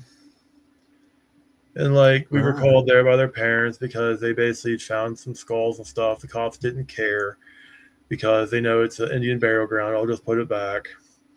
But they started messing with some of the bones and stuff that were coming out of the ground. And you wonder why there's shadows and you're getting scratched and bit. Not exactly demonic, but maybe you should, like, you know, put that back. Phil's laughing. Yeah. Oh, I found a skull coming up in the backyard. Yeah, I'm a 16-year-old boy. I'm going to clean it up and put it on my manual and play with it with my computer. I got a skull. Hey, man, everybody's getting bit. We see weird shadows in the house. What's wrong? Okay. Okay. It's fine. It's kind of a no-brainer, isn't it, really? Oh, is that a real human skull? Yeah, where'd you find it? Backyard? Oh, okay. Well, this investigation turned an interesting thing. Let me do some checking. I didn't have a jawbone, though, so that's why I couldn't talk, you know. It's just like every day to find a skull in your back garden, isn't it, really? Well, it's more common than you think around here, but really? I mean, you got to remember, this place was a pioneering settlement. It had a fighting here during the Whiskey Rebellion. Jeb Stewart led his cavalry up around through here as he's going through Michelin State Forest. John Brown has his house like in his foundry thing right there at Michelin State Forest on Lincoln Highway that the main Confederate Army marched down to Gettysburg in. You have the French and Indian War with multiple massacres. The Indians killed each other off for years before the white man started killing people off here. So, you know,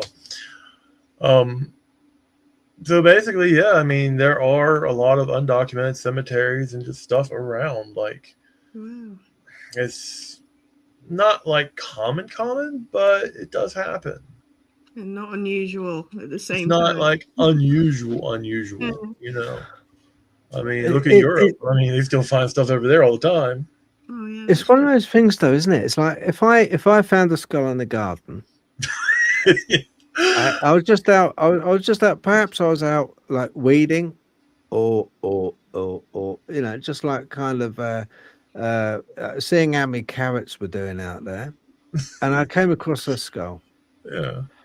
If that then set off a series of events, which was paranormal in nature, something I could not understand, things moving, things being thrown off the shelf. Then that was a different place, by the way. And the Yeah. thing is, it was a Oh, yeah, slow yeah. escalation. This is It didn't just happen yeah. overnight. It was like almost like 4 or 5 months later that we got the call. Mm. So it'd been sitting there and they've been playing with it for a Basically. while. And things just But- slowly started building there. Basically, my question is this, and it's to everybody. My question is this: if we die and move on to another place, whichever place you choose, okay, Valhalla, to heaven, to anywhere else, then what vestige of us is left in that skull that was dug up, which then causes disarray and problems? What part of that person which has passed on is left behind? Or do we is it just a case that we don't move on and we stay watching our remnants of ourselves? Do you see what I mean? What is it there? I've thought about this actually. You familiar with Metatron's cube and the concept of the whole? Everything's kind of like an energy matrix, and the vibration of it is what holds matter together. What if? Because we have a whole bunch of stuff we're now learning about quantum entanglement. What if our bones and the remnants of our body, as they're decaying, are still connected in some quantum way with our energy signature or something that is connected to us still? Because there's actually that occult principle, once together, always together. Sympathy and like sympathetic magic and that kind of stuff. So the whole question then would be, if they are bound together, what's more bound together than my bones? I mean, throughout time, human bones have been, what should we call it? Attached. Yeah. Once Like again, they're used as upstairs. Yeah. I have a hag's hand hanging on my wall. I don't know if you know what a hag's hand is. A hag hand? Hag's hand. Yeah. Yeah. Okay, it's actually a real human hand. It has documentation with it. It came from somewhere in West Virginia. She was a wise woman who died. They cut her hand off, and it's preserved in a box with mullein, which is, well, probably now they would tell you, mullein is basically can be graveyard dirt. They actually mix it with mullein because mullein is like one of the more necromantic type herbs. And her hand was dipped, her bones were dipped in wax. And you can light off her fingers to summon her spirit to help you with necromancy. So, the whole thing is, what part of her is attached to her spirit that you can summon her spirit with her bones? Yeah. I mean, you can go to Picky Weeds up here in PA, and they actually have a collection of human bones that you can get. And they are, I'd say one of the more darker people will use human bones in their magic, in their occult. So, oh yeah, I mean John Dee in the 16th or 15th century, wasn't it? He was a big. I love big John one Dee, on necromancer. the father of angel magic. Enochian. He was. Yes. He wrote the book on Enochian magic. He did, yes. Yeah. That was actually quite interesting. He was. If you notice, talking with angels. It's all mathematical tables. I mean, they all add up as an angels. You can get to subsets of the angels that are part of that angelic group by breaking the numbers in the chain. And then you can actually, all of the angels together equal together. This brings us back to the geometry, ancient geometry. Yes. Like I said, so Saturn. I mean, most people have heard of the Fibonacci spiral in nature. That's what most people have nearly everyone's heard of that. But geometry, there's a school of thought which believes that buildings. If the building is like Matt was saying about that building, he wasn't allowed to go in because they deemed him, no, you're not that well known in social media, so you can't come in. I mean, that's absolutely ridiculous, and I think Well, it's I can quite go in. I just can't go in as a private investigator. Yeah, that's like I want insulting. it to be don't like just that. me and my little team of misfits. Yeah, it's quite insulting, man. Because there's a lot of people out there which are genuine people, good researchers, and just because they haven't got their lights and name and they've got a channel with like a zillion followers, doesn't mean they're any less of a good researcher. Lona Coney, Maryland. Yes, Keith. I used to live in Flintstone, Maryland. That's where I grew up, in Cumberland, Maryland. I have been to Lona Coney. That is another dark place that has a lot of haunted place. Let's have a look. My grandmother lived in a little mining town called Lonely Coney, Maryland, in a haunted house when she was a child. Does Matt live near Lonely Coney, Maryland? Do you? I live in Shippensburg. It's about 2 hours away, Lona Coney. Okay. But I have been to Lona Coney, though. Ah. Okay. Right. Interesting. Yes. Oh, funny name, Lonely Coney. That's actually a really sweet name. Small town. That whole area is like super depressed with jobs at the moment, but this is how it is. Yeah. I think I don't think it's just a US thing. I think at the moment everyone's sort of a bit super depressed with stuff going on at the moment. Yeah, pretty much.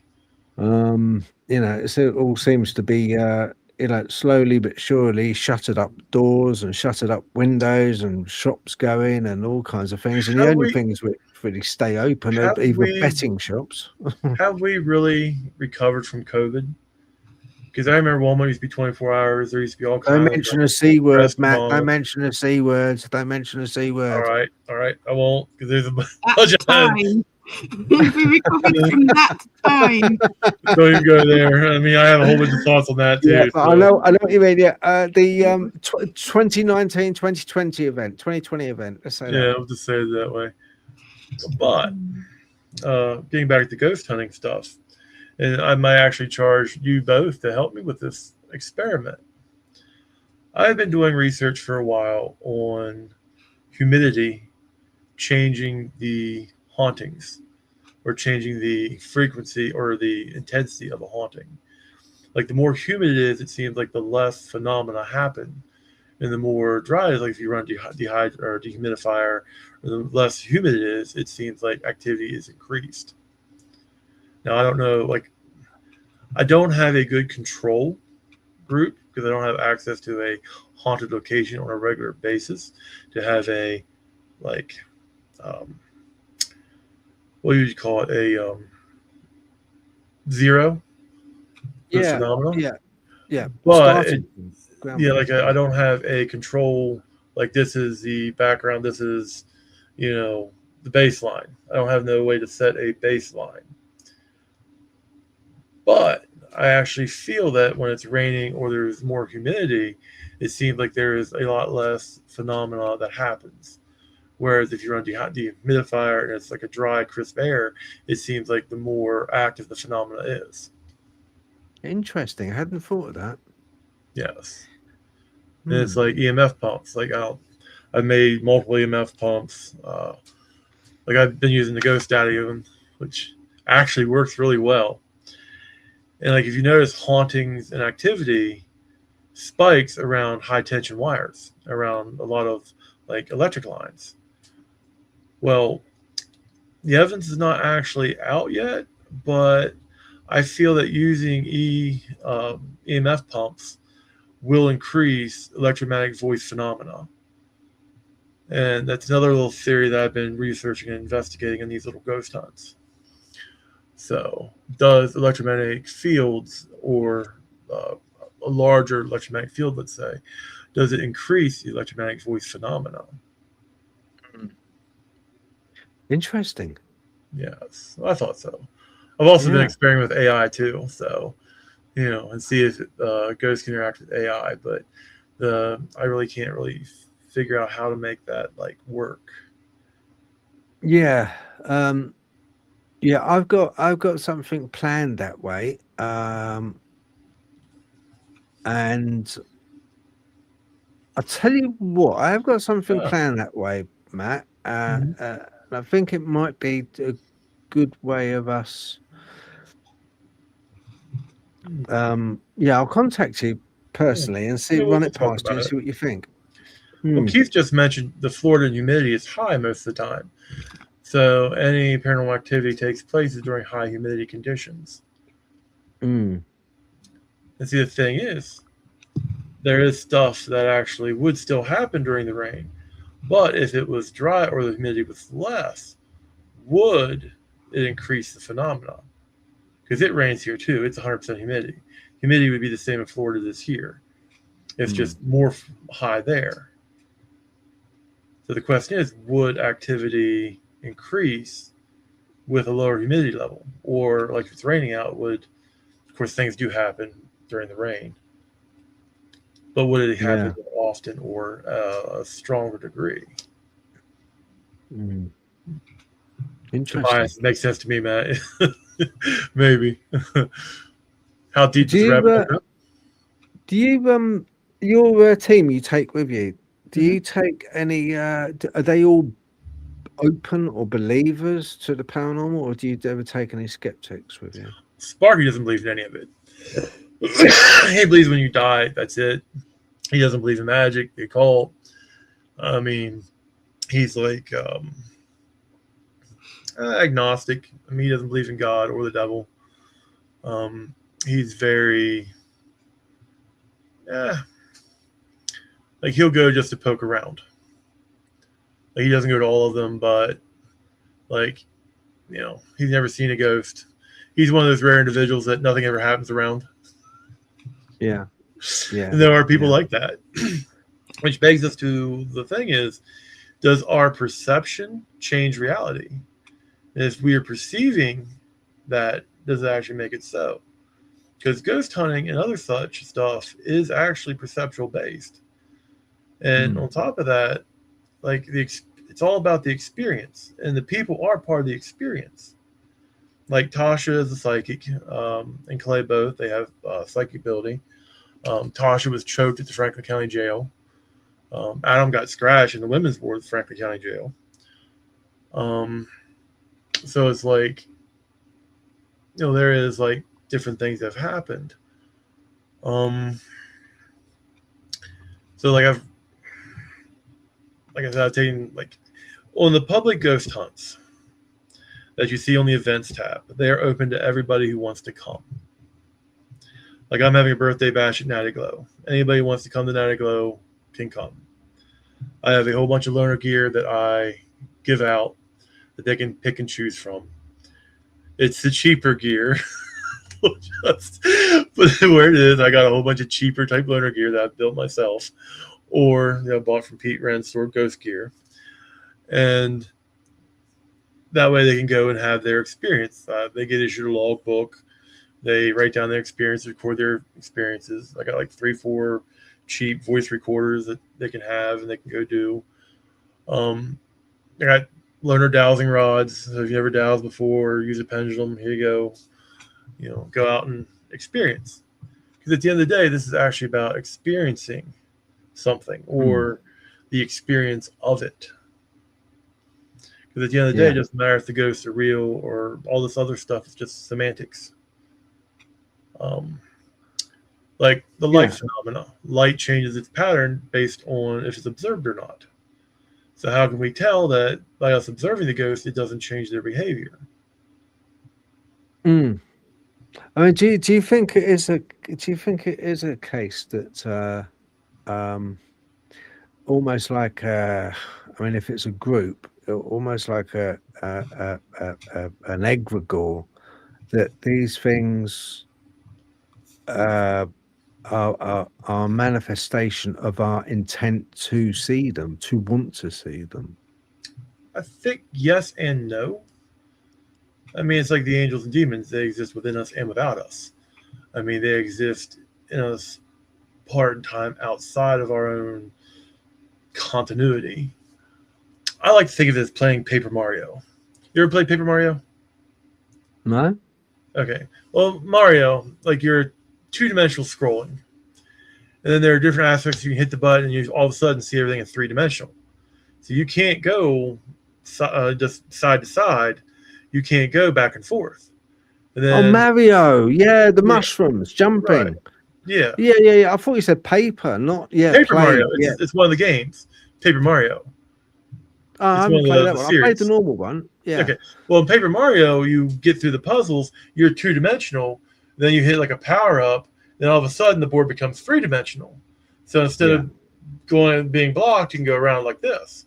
What if reality is kind of like that? We're just trapped in these 3-4 dimensions, and the stuff there in the 5th or 6th dimension, and we don't really know.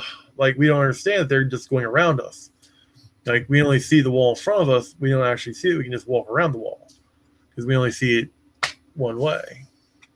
I'm currently, you got a point, because I'm currently reading The Simulation Hypothesis by Rizwan Virk. That's a good book. I read it here. Yeah, I just I have it upstairs actually. It's on my bookshelf. Yeah, he's a good writer, isn't he? He makes it very easy for a lame brain like myself to get. I have fell asleep a couple times reading it and had to backtrack. But I do actually have a couple bookmarks in that, and we'll discuss that later. So yeah. I think we will, because there's a couple of and what you were saying about third dimension, it springs to my mind the two-dimensional part of things, and maybe ghosts. And that's why I mentioned that, because I've read that book that you just mentioned. Yeah. I was thinking about that. Like I said, I'm a weirdo, and I read way too much. I should watch TV instead. Yeah. No, I like laughing. I she loves it any day. I don't even own a TV, so I was any day. Yeah, somebody's like, "Well, I pay for our HBO and Netflix." A bunch of other like there's kids. My 2 teenage boys like, "Oh, watching this now." Like, when do you see me watch TV? Well, you don't. Yeah, that's right. I don't. I got Kindle app, and Kindle with books on my little, paperweight, which I read all the time. But like watch TV, like I have a hard time just watching Tobias's stuff. Like time wise, it's just I'm just slammed all the time. It's always busy. Then there's stuff I like to read, and it is what it is. Yeah. No, but now we want to talk about this experiential reality. Now, Ghost Tube and the Obelisk. I did a video on the comparison. I don't know if I did a comparison with the Envoy in this. All right, I'll tell you a little story. We're at Natty Glow, and there's a couple different teams out. There are 3 of these boxes, these obelisks. They actually pop up words. Well, I decided to use the theater. I decided to summon the ghost to me, because they keep. If you've ever been somewhere, now you'll probably tell you, and there's something there in the shadows, but it won't approach you. But you can tell that there's something wrong with the shadows, and the shadows are alive. Well, after a few hours of this, I decided, you know what? I'm just going to summon them to my black mirror, my scrying mirror. And I do the whole notion layout, candles, incense, the whole 9 yards. And that is not something I will do if it's actually occupied or a residential structure.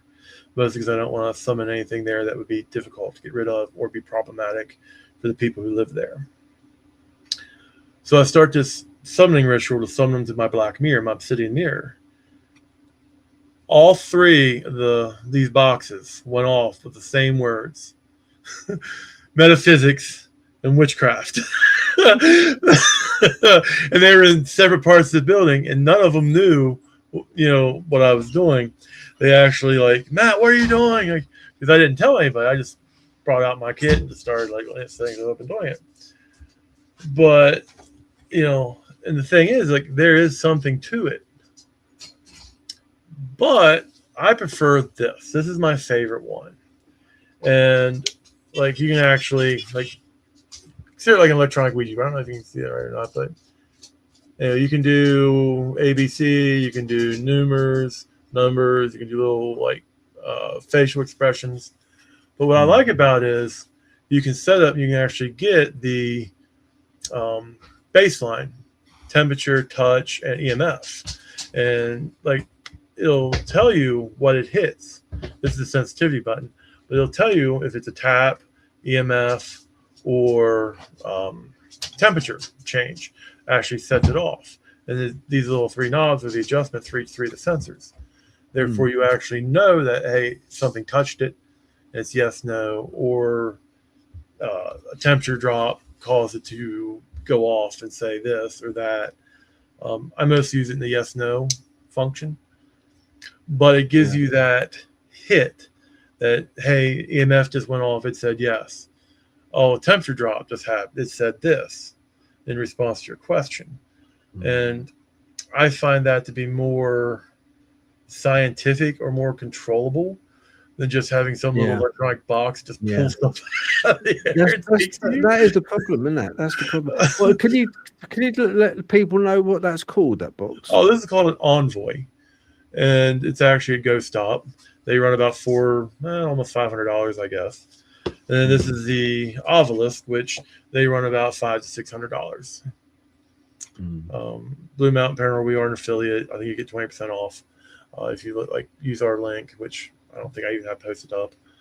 But the thing is, it's like there is a ton of different stuff. Yeah. I guess it's another one of my. That's the thing, Matt. That's the thing. There's a ton of different. I've been on ghost hunts before, and there's like.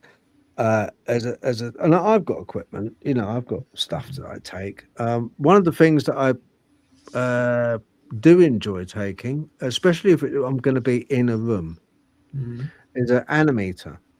Animator tests for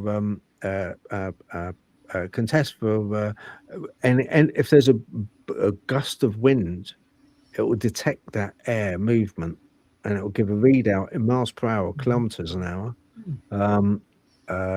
How fast that's traveling, that wind, that gust of wind. Also give you readouts on temperature, ambient temperature as well. Animator, very, very useful. Bad Phil, bad Phil. Now I'm gonna have to buy one. I don't have You're it. gonna have to get one. You're gonna have to get one. I've got it. I'll tell you. I'll show you it. It's really good. Bad Phil. Now I'm gonna have to get one. I didn't need one. They're going to complain because another piece of gear. I was going to say another piece of gear for the collection. Yeah, so you're very much. We're very similar. We're very similar. I like my toys. I love my toys. I do too. But you know what the best toy is, don't you? The best toy. Your mind, yeah. Yeah. I lost mine a while ago. Hopefully, I'll find it on one of my ghost hunts. It doesn't matter what we've got in our pocket, so to speak. What does matter is we always sense, like you said before about the shadows, and you're saying to Natalie, we always sense well before any equipment if there's something there. Always got that sense. That's what I was talking about. It's called an animator. Nice. Great. Slightest little breeze, and what it'll do if I turn it on, there you go, turn the light on, and it'll give you a readout. There you go. Neat. Very sensitive. It's got one of these. It's not exactly ball bearings or anything. It's got a very low friction. Well, I imagine it spins and creates electric current. Then it tells you how it is. Oh. But yeah, well, that's come up trumps quite a few times. I've done a paranormal investigation with the GAPS team, which is Ghost and Paranormal Society, and that did kick off in a closed room. And also it's got memory on it as well, Matt. So anytime it does blow and you're away from it, you can have a look on the display and go, oh, right, wow. Well, did anyone open the window? No one opened the window. Close the door? No, it was sealed. Wow. Where'd that come from then? Yeah. So it's just another kind of way of, like you said, trying to prove that something's there, you know. Yeah. Phil, Phil, I reviewed 6 hours of footage to find like 20, 30 seconds of a hit. Okay. Yeah. What does that tell you? Yeah. I know. It seems like Keith had the same issue with the Envoy. Only the yes, no seemed to work consistently. I have tried slowing it down. There's another little button you can slow down the selection for the words, but it just seems like it takes too long to actually write out anything. Like the yes, no, and the face of how you feeling are like the two biggest parts of that. But Keith is definitely right. The yes, no seems like it's the only thing that consistently gives results. I will say I really liked Tobias's Epoch box. And I've been thinking about getting me one. I even looked it up, even though it's a yes, no device as well. All right. Yeah. Was it called? Epoch. E-P-O-K or O-C. It's like a big blue box he had. I know it. Picture. I know it. And it says yes, no. All ominously, and like the lights switch. I like that. What do you think about the using conventional 35mm cameras instead of digital? Do you think that helps? I don't think it really matters. Like, I used to have 35mm. I used to drop it off. I think with the film camera, there is more likelihood of like light leakage and other forms of like developmental errors or whatnot. Whereas with digital, it's just right there. Yeah. I mean, digital you can easily review. Another interesting thing, especially at Walnut Hill Manor, the XLS image is corrupted on several different times there, both with me and another investigative team. And on my thermal imaging camera, we got a picture of the anomaly on the stairs. All the other ones are fine, but the picture of the anomaly was corrupted and it couldn't be played. So, yeah. The thing is, if it doesn't want to be seen, it might be able to affect electronic devices. Yeah. Yeah, I think I wouldn't be about my thermal. I've got an adapter for a phone. It's a flare, which goes into the phone, and you can, but so thermals are really good, useful, good for cryptids and stuff like that as well. Especially at night. But I would love to have a FLIR. They're like $5,000 to $6,000. For the aluminum, I would use one. I mean, I might share it with you if we want to get half. Yeah, it's like a lot of money. I mean, I have night vision goggles upstairs, but it's a little bit expensive. And I have infrared camera, a full spectrum camera, 2 infrared cameras now, the FASMI and another cheaper one. Yeah. So it's like this stuff gets expensive really quickly. Oh yeah, for sure. And this is like almost $200 just for this little thing, and oh no, for sure. It's an expensive hobby. It's an expensive hobby, and you look at some of the organised groups, Matt. That you go on ghost hunts, or they're like charging over here $45 a person, or £45 per person. Yeah. Anyway, there's something behind you, Matt. Matt, something behind you. Probably is.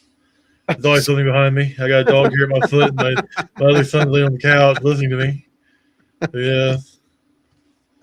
Yeah, I've got a little bit of. I've got some video. I wanted to ask you while you're on. Right. Yeah. Oh no! Look at yes. Yeah. Is it that one? Yeah, it's that one. It's Fred the Ted. I named him Freddie. He's my paranormal research investigator partner. Good camera. His clothes are a little bit too small, and I gotta do some Velcro stuff to make it all fit right. But I actually ordered him a Confederate uniform. I'm actually having a lady make him a Confederate and a Union uniform, and we're gonna start dressing him up to act to be to where we're going. So he'll actually be in different costumes, and you get a little camera and stuff. And he's a Boo Bear. Have you named him? Yeah, Fred. I'm Boo Buddy. What's your name? And you can set the time. Just tickled my paws. He has a whole bunch of different sensors in him. and he has like 160 different phrases. He is like the creme de la creme of the trigger objects, and he's like my favorite trigger object. But I thought I'd just introduce Freddie the Teddy. You know, he my friend. He looks like he looks like he's you know, kind of like he looks like he's full of it, you know. He's big. I was gonna say, you know, we were saying earlier about some things having a vibe. He definitely looks like he's got a character. He's got attitude, doesn't he? That bear's got attitude. You can see that. I got a little vest. His vest I wore stuff from Build-A-Bear was too small, so I gotta get like a bigger like vest and outfit for him. But yes, like eventually we have his little glasses, his little hat, and we'll like change him up for where we're going. And I got a little thing on a tripod so I can actually like pose him with a little piece of coat hanger wire. So I'm gonna put a little Velcro so we can actually hold like, you know, ghost hunting devices and take little pictures of where Fred's been. If you don't have fun with it, you know. And I've been criticized for not being serious about stuff. It's like, oh, I don't know why. I just can imagine going on the ghost hunt and seeing a group of people, and there'll be you on a chair talking to the bear. Yeah, remember, I'm like 400-some pounds, 6'3", and I'm like 2 feet, like I'm wide across too. I'm like a moving mountain. And I wouldn't tell you to your face, you bonkers. I wouldn't go up. I wouldn't say to your face, look, stop talking to that bear, mate. I wouldn't say that, would I? I'd just tell other people. Well, it talks back. What are you talking about? You know, it can learn new phrases the more you interact with it because it has like a little AI in it. So, you know. Well, that's the thing, isn't it? That would be the beauty of it with AI, to get that kind of linked up. Well, it has 500 words and 160 phrases. It has a temperature sensor. It can tell if the temperature goes up or lower. It actually has a catchphrase for that trigger. It has EMF detection in it. And it has touch vibration sensors in its paws, feet, and main body. So it has like a whole bunch of better forever. Like it's almost $400 to spare. So it better do some stuff, you know. Well, that's kind of neat. Yeah. I've been fascinated by this bit of video you sent me, and I wondered, like, what it is. I'll just let you know. It's I think it's before you went on an investigation, and it's at night time, and all the people are by the car. Your team are by the car. Oh, okay. So, right. With our group, we are currently in the bank parking lot down from Captain Bender's. This is footage from the XLS camera. Meredith, the tour guide, had just asked the spirit to try to pick up her candle lantern. And as soon as she did that, we started getting Stickman readings, of course, or XLS hits, on Stickman trying to actually picking up the candle lantern.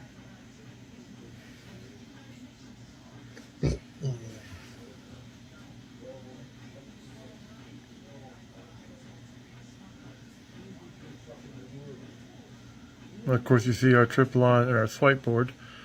There are other things. Saw several orbs later on in the video. And there's a few other anonymous hits along the old barn wall further down the alleyway. Okay. You fallen over? No, it's in there. Is it the shock of it's the shock of the video, isn't it? No, Tobias asked to see the glasses. I have them in the bag behind me because I have a whole bag of gear stuff here. I'll have to dig them out later. But no, that's we just started something new this month. Then my transmission went out, so we had to reschedule. But we're going to do a monthly Ghosts and Grub. And the video you see is from one of the places we've been multiple times called Captain Bender's. It is a haunted tavern. There's a whole bunch of EMF phenomena that happens. One of the ghosts of a little boy likes to play with the one old style race car trigger object I have, and I didn't bring it with me that last time, and he actually told me so because they will remember you. But it's basically right on the Antietam, And Meredith runs the Sharpsburg Haunted Tours and the Shepherdstown Haunted Tours. They're on both sides of the river, Antietam, where the battle was fought. And even though it's a bank parking lot today, during the Battle of Antietam, that was a farmhouse, and it was used for field surgery. They were bringing people and cutting them up, and they'd bring soldiers from the battlefield and just leave them there if they're going to die. They just left them there to die, or cut their arms and legs off and just set them out there on a blanket to see what happens with them. So during the battle, there was literally thousands of people laying there dying. Well, not thousands, say hundreds of people laying there dying in that bank parking lot. And so it's like, well, kind of there's even pre-Civil War. And some of the ghosts there are also pre-Civil War. The boy who fell down the stairs and broke his neck, he basically haunts the game room. And there's like, on the portal box, like I have a regular portal box with noise speakers and stuff, you can literally hear a whole room full of voices talking to each other. Even if it's only us in there, you'll literally hear like 6 or 7 distinct voices, and they'll be talking back and forth among themselves. It happens, but it's like Holtz actually explored this phenomenon quite a good bit. But that is from that area. That's from, like, there's other videos of the EMF footage. Like EMF will spike to red, and then you'll lose cell phone signal until the EMF passes. It's just really weird. Yeah. No, for sure. Are you okay? Because there's some people with questions in the chat. Yeah, a few of them. It don't matter. Are you okay with that? Yeah, I'm fine with that. Okay. I've been looking at them too, so. Okay. All right. Let's look at this up. Right. Okay, then. Let's have a look and see what questions we've got on the chat. Have you ever been attacked by evil spirit? Yes. Several times, actually. I've been bit. I've been scratched. I've gotten sick. So, yes. Okay. Right. Is it oh, hang on, I've got another. No, I have not. Okay. I've been to the battlefield and to Harper's Ferry and the museum there, and they have some great food down there. Trust me on that. But I've never actually done paranormal research down there. Okay. But I'm open to it. Okay. Like I said, they have good food down there. What did Matt think of Blair Witch Project? I did not like it, Keith said. Well, when it first came out, long time ago, me and my buddies got our guns, went down there and got drunk in the Blair Witch Woods, looking for the Blair Witch, trying to summon her, and we actually got nothing. Oh, you went down there? Yeah. I'm from Maryland. Of course I went down there. Used to work not far from there, actually, for Pittman's Tree Land Service back in the day. So, the whole thing is, it's like, Blair Witch Project was interesting. Did you get a chance to talk to any locals, about it? No, not really. I mean, I mostly drank. Passed out house, drunk in my tent, Had a big campfire. I mean, the only spirits I talked to was the vodka and the orange juice I was drinking. Yeah.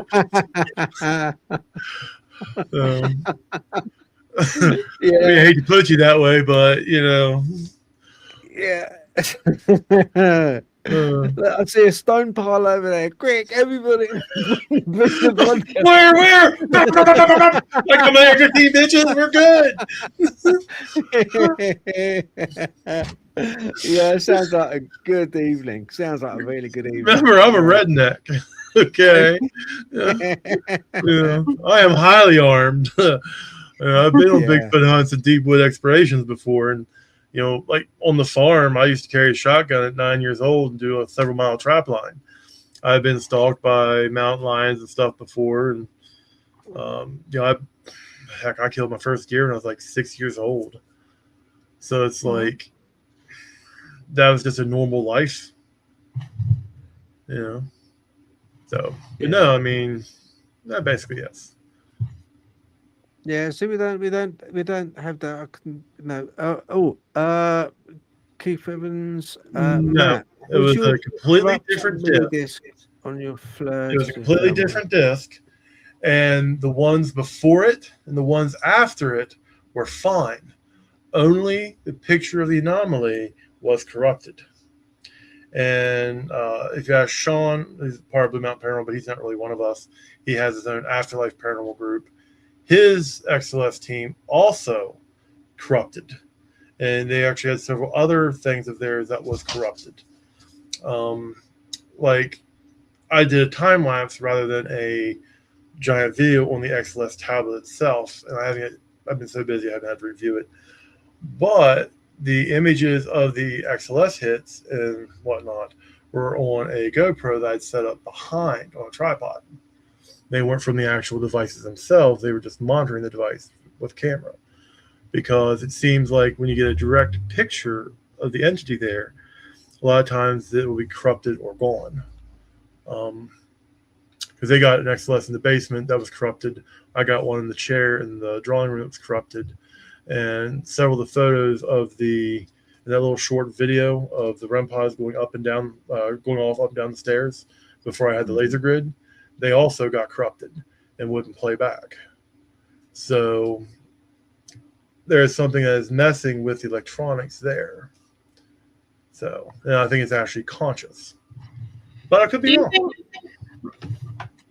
I was going to say, do you think that's more likely to be an entity than a spirit, or do you think there's, you know? I don't think the lady in the house likes to be filmed. Because it's only the lady ghost. Okay. Yeah. And who says it's the husband sitting, or the guy sitting in the chair with the window open smelling the flowers? That seems to be more like a woman thing to do. That does make sense. So, but I don't know. Like, and see, that's the thing with ghost hunting. There could or could not be something there. There could be something there trying to communicate with us. There could be something there that doesn't want to communicate with us. And, like, we really don't know. I mean, like, we could hypothesize. I like to go back to the raw data, EMF, temperature fluctuations, vibrationary sensors. Because I do have several different vibrationary sensors, that like cat's balls. That is the cheapest, most effective form of vibration sensor ever. You get a little crystal stand, put a little cat ball in there. They're cheap, ubiquitous, spread them all over the place. Any little bump. Oh, look, something off over there. Let's go check it out. Yeah. I also have a couple of the ones with a little meter stick that goes up and down. It'll actually leave a little mark. Oh, yeah. Yeah. It'll leave a little mark on the little up or down thing for so long. And to, like, when it gets a hit. I used Sanctuary of the Strange, but I didn't really get anything there. Temperature was impossible to read there, mostly because it was winter and high ceilings, and like the temperature fluctuations were just too crazy to really like count or discount. Yeah. The only real evidence there was the couple EVPs I got with the asylum gurney. They used to take people through the tunnel transport, and had EMF go off, and I had the music box go off, which is an EMF based. I had a few motion sensor stuff goes off, which is light shadow based. But I didn't actually get anything I would consider to be like hard evidence or interactive. Do you think it matters? Do you think it matters, Matt, that if you're in a group or solo, do you think it's more like Keith Evans? He tends to go out solo a lot of times. Do you think that these entities, because they seem to interact with us on a personal level, we don't see them, we go into a room, we have a group, and it's like, oh no, did you get anything happen for you? No, nothing happened to me. No, nothing. The moment the last person leaves the room is when they get on the shoulder.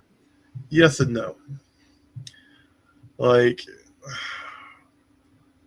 I would use Suicide Bridge, but I don't think I sent you any of those photos. And it was a public hunt, so like we had a bunch of people there. I'm not sure they'd really want their be shared, But we all saw something down there, Eisenhower Bridge.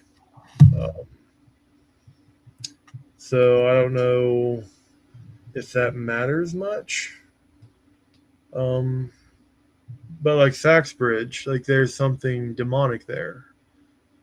Something that just hates you. And you know it.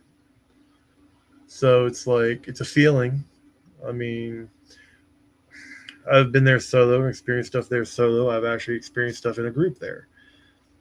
It's kind of strange and weird. There is EMF activity there. There is like weird things that happen, but at the end of the day, it is a feeling. And we're going to hair off on the side again about ultrasound and infrasound. But, you know, high EMF and certain vibrational frequencies of sound will make you feel dread and other forms of effects to you because everything is vibration. So the thing is, maybe something there is causing things to vibrate in a slightly off-kilt manner that provokes that sense of dread or unease. Yeah. The infrasound, I think, does that. Yeah, infrasound. Yeah, infrasound. That's it. Yeah. Yeah. Mm-hmm. Yeah, it's like a deep bass that you can't hear almost, isn't it? Kind of. Yeah, like a like that you're shooting forks too. Bang, bang. Animals use it, don't they? Crocodiles use it, and well, sharks use sound, sonar. Like the thing is, like, what if there is something there that we're not really detecting? Like EVP. I could be talking to you and recording. That's why I love my new EVP microphone that I got from Ghost Stop. Even though I don't even talk about how much I spent for it, because I spent way too much. But I have an EVP mic that's also from Ghost Stop. It lets you hear, it turns electromagnetic fields into sound. So you can hear the hum of things. And that's cool. I love just listening to the hum of things. Like, you know, everything has its own hum. The refrigerator, the microwave, like, you know, all of my little ghost devices have their own little EMF hum. And it's just really cool to sit there and explore with that. It's only like $20 for the actual microphone. I actually put into a portable guitar amp and was using that. So it's a microphone that you plug into an MP3 recorder. Yes, or anything. Oh, that's it's in so cool. my personal bag upstairs. Oh, I like that idea. Yeah, man. Like I have the newer. Like before with the cheaper one I had, even though it has better sound than the new one. You can't hear what it's recording. You have to play it back. With the new one, I hear what it's recording in real time. Okay. Yeah. And see, what I plan on doing is buying myself a sound puck from Ghost Stop, so I'll have a light that goes off whenever a sound is picked up. That way I can know to go over and timestamp it. Like if you see the video of Tobias's page, every time I got a hit, I'd say Mark 1, Mark 2, Mark 3, you know, and keep going. Then when I'm playing it back, I hear that mark. I know to reverse it and listen again. If that makes sense. Yeah, it makes sense. If somebody makes a noise, I'll say Jason noise, or I'll actually like try to differentiate like who did that. Like somebody dropped something, here clatter. You know, be clatter, you know, so and so, or you know, I'll try to like mark any events that happen, you know, in the audio. That way, when I'm playing it back, I have a reference. You know. Yeah. No, it makes sense. But see, the thing is, it's all about. There's ghost hunting is two different ways. You can go the psychic and the whole. This is the impression of the place. I'm going to use Natalie for an example.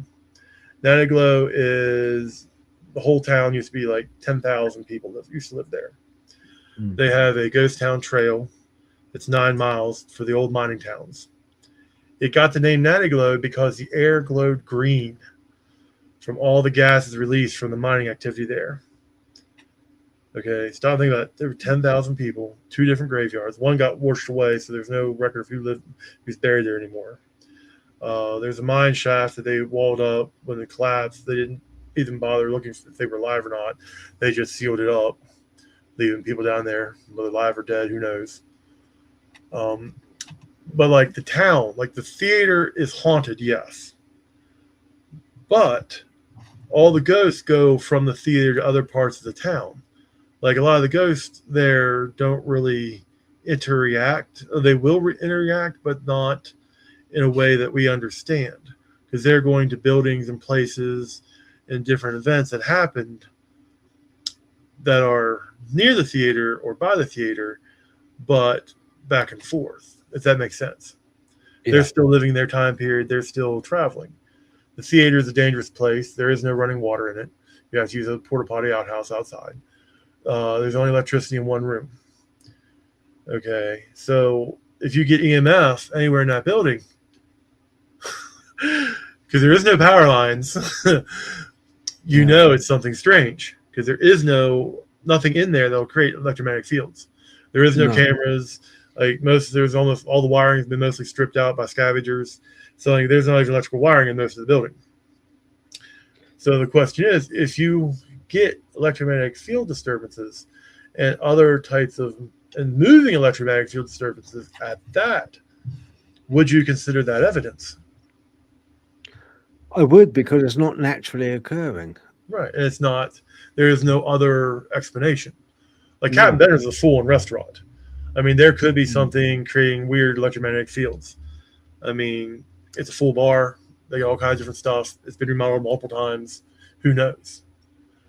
But there is a lot of weird electromagnetic voice phenomena. There is EVP, EMF. There's an awful lot of... We reported a 12-degree temperature drop, and there's no air-conditioned vents in that room. Yeah, so 12 degrees is a lot. I mean, 2-3 is typical for air conditioning or heater kicking on. You see a 2 to 3 degree drop, but it actually dropped like 12 degrees in about 30 seconds. Yeah, that chilled everybody sitting at the table. Yeah, I mean, that's unusual. It could be.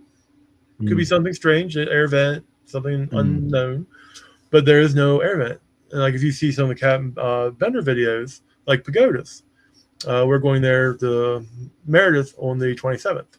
We got a table reserved down at Burnt Secrets, which is the speakeasy in the basement. Al Capone supposedly beat a guy to death with a baseball bat in the basement there, but that's just rumor. We don't know that for sure. Okay. But there used to be, Prohibition in America. I don't know how much you know about American history. Yeah. Prohibition happened. They outlawed alcohol. Yeah. And nobody could drink alcohol. So you know what that meant. And then everybody brewed alcohol and everybody went underground. Yeah. If you guys live closer, I would take you up to the Knock. The Knock is awesome. They did a great job restoring that place. It's called the Knock because it's a barbershop. And they actually have people that are hired from the bar to cut your hair and be in that barbershop. And what you do is you go knock on the wall at a certain rap, and the wall would open up. They would slide the wall open, and you go down the stairs into prostitution, gambling, and drinking. Because they used prostitutes down there. They had, gambling and roulette, and they had a full-on bar. It was mob owned. So, of course there's going to be ghosts down there, and there's going to be weird stuff that happens. That's just a couple hours away. That's up, it's on the way to Philly, which is Philly's a big place. It's, let's say Mechanicsburg, I think it is. It's near almost toward Doylesville, but anyway, you know what I'm saying. It's just one of those deals. Same with pagodas. Pagodas was basically a speakeasy and a mob den. I don't know about the prostitution, but I did know they drank and gambled down there. Yeah. So, and collected money or not collected money, who knows? But Ghost MD go down there quite a good bit, and Burnt Secrets and Pagodas is on the West Virginia Haunted Trail in Shepherdsburg, and they're right on the other side of Antietam Battlefield, on the Confederate side. Okay.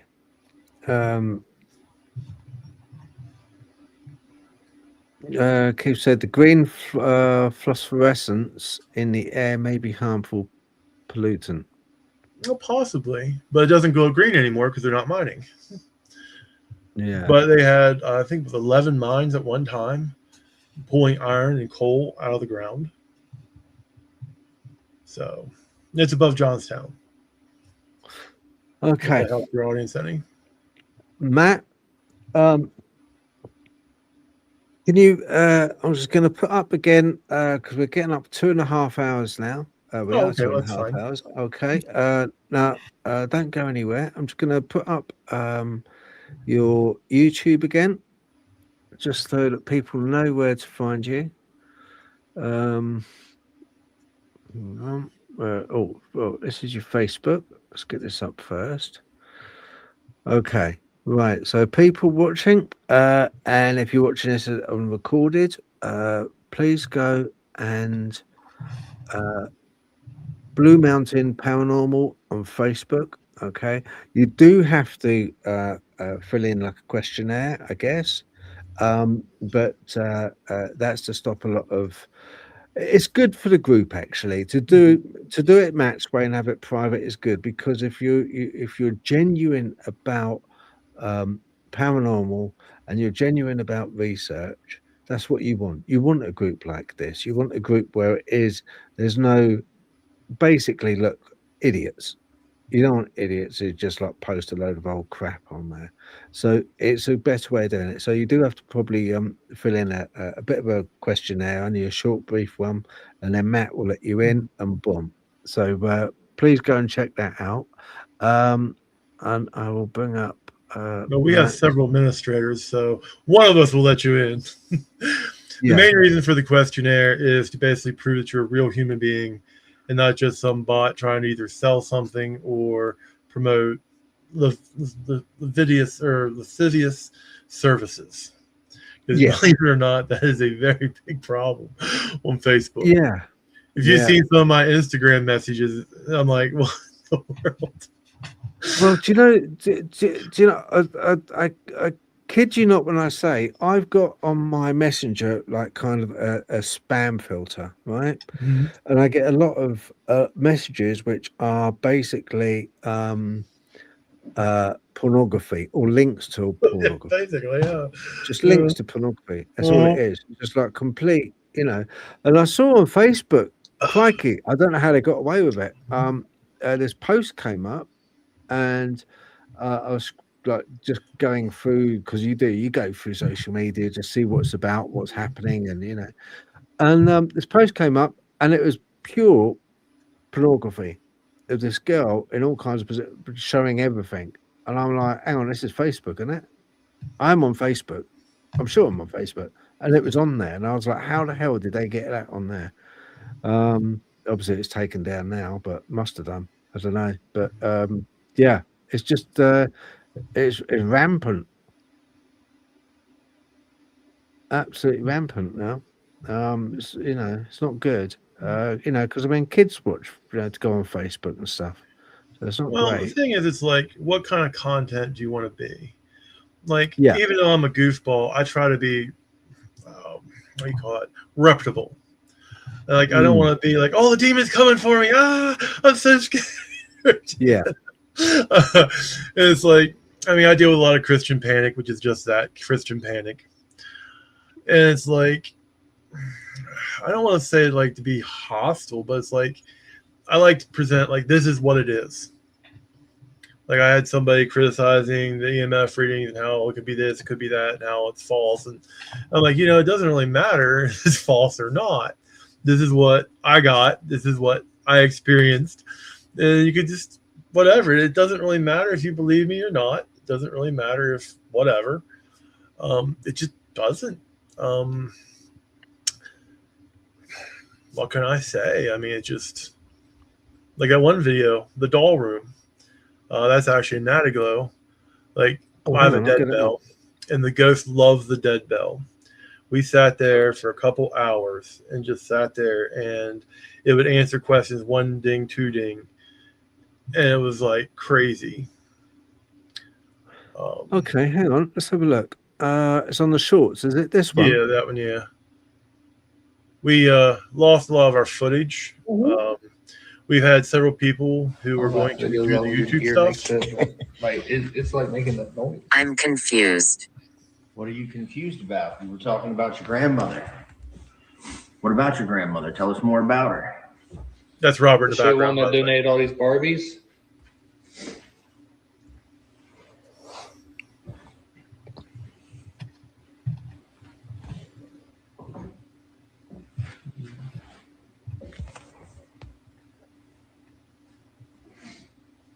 I said no. Oh wow! Don't have to be so aggressive about it. I'm just curious. So, if your grandmother didn't donate the Barbies, what's going on with your grandmother?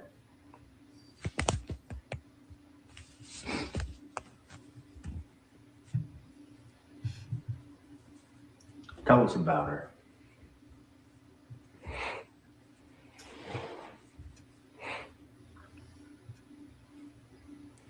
All I know is there's entirely too much traffic on this road. At 1 o'clock in the morning. Yeah, that's the weird part. It's supposed to start. Thirst. What are you thirsting for?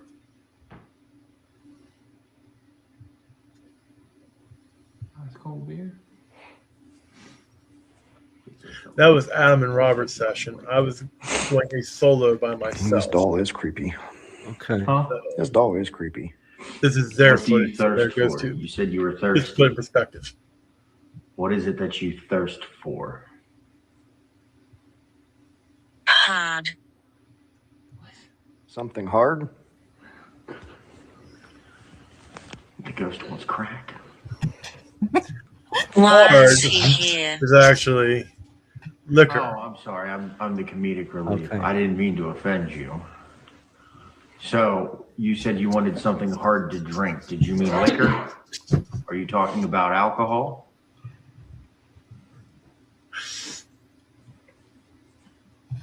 If you are, do you have a preferred type? Like whiskey, gin, Rum? tequila, vodka? You don't hear it? I'll laugh if it goes over your ear next to it. Like it's like making that noise. I'm confused. What are you Yeah. confused about? That was Talking good. about your grandmother. Very interesting. But there again, like the thing is, like there is no context to what the stuff will pull out. Like these programs and like the obelisk, there is no way to see how it's getting the words or the data that it's giving you. Yeah. You know, whereas the Yeah. envoy, you actually can have like a yes, no, or like the dead bell, you know, it's EMF. I think the dead bell was actually dead at that time. It ran out of power. So we had a lot of power drain issues in that building. Yeah. Yeah. No, I get it. Right. What I'm going to do, Matt, I'm going to wrap up now, but if you could stay on just for a minute, I just want to have a word with you afterwards about some Okay, sure. other stuff. I'd Okay. I've just got a couple of things just about the occult. That's all, just about the occult side of things, because I'm just interested. So I shall say to people at home, thank you very, very much indeed for watching. Do appreciate it. And until next time, Matt's going to come on again. Hopefully, you will come on again, Matt. for us? Always. Just give me a date and time, and if I'm off that day, I'll make time for you. Oh, that's brilliant. Honestly, because we've only just scratched the surface. I feel we've only just scratched the surface. I don't know now if you know, but me and Phil talk on Messenger. We get these really deep talks. Like if people saw some of our talks, they'd be like, "Yep, two weirdos, birds of a feather, flock together." Yeah. We do, don't we? If he was closer, he'd be drinking my black coffee with me, being like, "Yes, you know, my soul's as dark as my coffee, black." We have some really crazy chats. I enjoy them though. I do enjoy them. I don't think that will stop. I think that will just continue. Well, it's like it's very rare to meet somebody who's like well read, well versed, and that's kind of you. articulate. Thank you. Same. I And, feel like, the same. I feel the same. I find very few people that I can actually sit down and talk about a lot of this stuff with. Like it's either they're kind of Christian and then they're like, oh wow, it's like evil necromancy, or it's they just blow you off and like, oh, why are you even thinking this? And it's just stupid. Or you have the other flip of the note, like they just look at you like, like the deer in the headlight look. Yeah. And you're like, okay, well, obviously you're not going to read that book. Obviously you never thought about, that before. Yeah, because we didn't really get a chance. I wanted to talk a bit more about geometry, but we didn't really get a chance to hammer away at that. So we will have you on again. I'd love to have you on again, Matt, if that's okay. And any quick questions about the occult? Spit right now, and then we'll end it. That way you can. I know you wanted to ask me a question, so ask it. Yeah. If anyone's got any questions? If anyone's got any questions at all, just stick them in. All right. And then we can hit Matt with them. Yes. Have you got any questions, Nat? Not really. I mean, I love Natalie already. I mean, I didn't know she's a goth girl, but I love goth girls, and I've watched her on several other podcasts, so I know her more than she probably knows me. I talk to you on Messenger all the time, so Yeah. At this moment in time, I don't have any direct questions. I think you've answered more or less everything that I thought of that came up in the conversation, at least. So, right. Well, one thing about the occult, this is actually something there's two thoughts on this. I don't know if you ever remember Christopher Lee. He said about the occult, you only need one or two books, the right books. Yeah. And on top of that, most of the occult leads to madness. Yeah. And the reason why the occult leads to madness is it amplifies what's in you already. And if you cannot handle it, it will destroy you. It is either a make or break thing. And when you start opening that door, you may not be able to ever shut it. I've opened doors to myself that I will never be able to shut. And the thing is, that one verse in the Bible, and it applies along everything. If you seek it, you shall find it. Ask and be given, knock and it shall open. Well, if you open the door, you may not close it. If you're given something, you may not get it back or give it back. I mean, that's the thing, Matt. I've got the questions I've got for you. I don't want to hit these with you on a public platform live. Well, you could. I don't mind, but if you want to do it, you got about Lucifer. I've got questions on like the Luciferian connection with some stuff. Also about the now there is just briefly there is a thing that I've read this and it's about the higher echelons of Freemasonry. You go into the Palladium. Now, when they spoke about the Palladium, inner circle, it was mentioned by Leo Taxil as a hoax. He was deep debunked as a hoax. This was about the Palladium. This was in the 1890s. Sort of a fabrication he'd done of it, Order of the Palladium. But I just wanted to sort of like ask you more about that, because I don't think it's so much of a hoax, probably. See, that's a very hard question, and it's not for the reasons you think.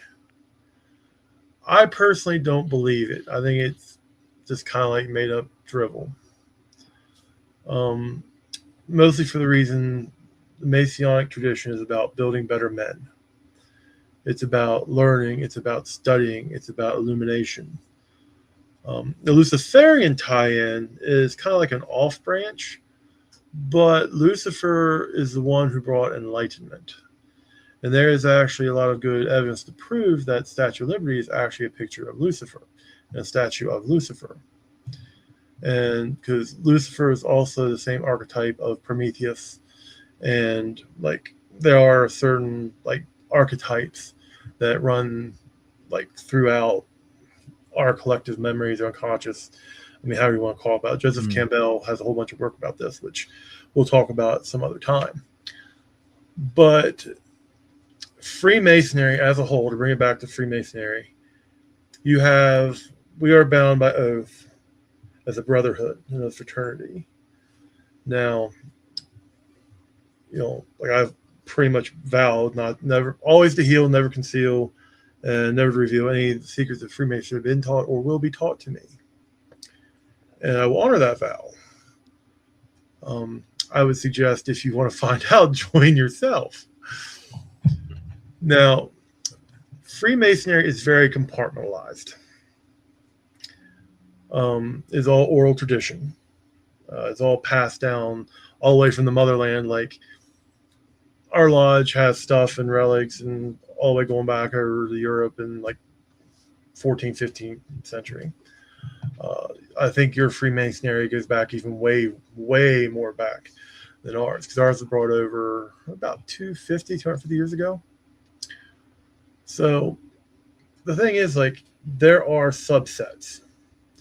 Like you have the Odd Fellows. They were a break-off of the Masonic tradition. They espouse a lot of the Masonic stuff, but it was changed to their own, to fit their own ideology or their own type of flavor, of philosophy, you might say. You see that because it has an hourglass in their staff, because it's remember your time ends. Is one of the big teachings of the Odd Fellows.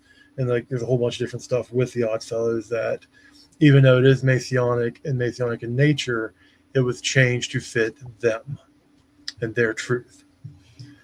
The Golden Dawn was a break off of the Masonic tradition. They basically went to, that's why the Golden Dawn is all Egyptian based. They used a lot of the Egyptian based stuff of the Masonic order, and they broke it off and they wanted to make it more esoteric. They felt the Masons had departed the spiritual path, and the Golden Dawn was basically them breaking off to make a spiritual Masonic tradition. And a lot of their teachings are from Masonic works, because you have the the OTO was kind that of was Aleister Crowley. That was Aleister Crowley. Osiris, Thoth, Horus. Thoth.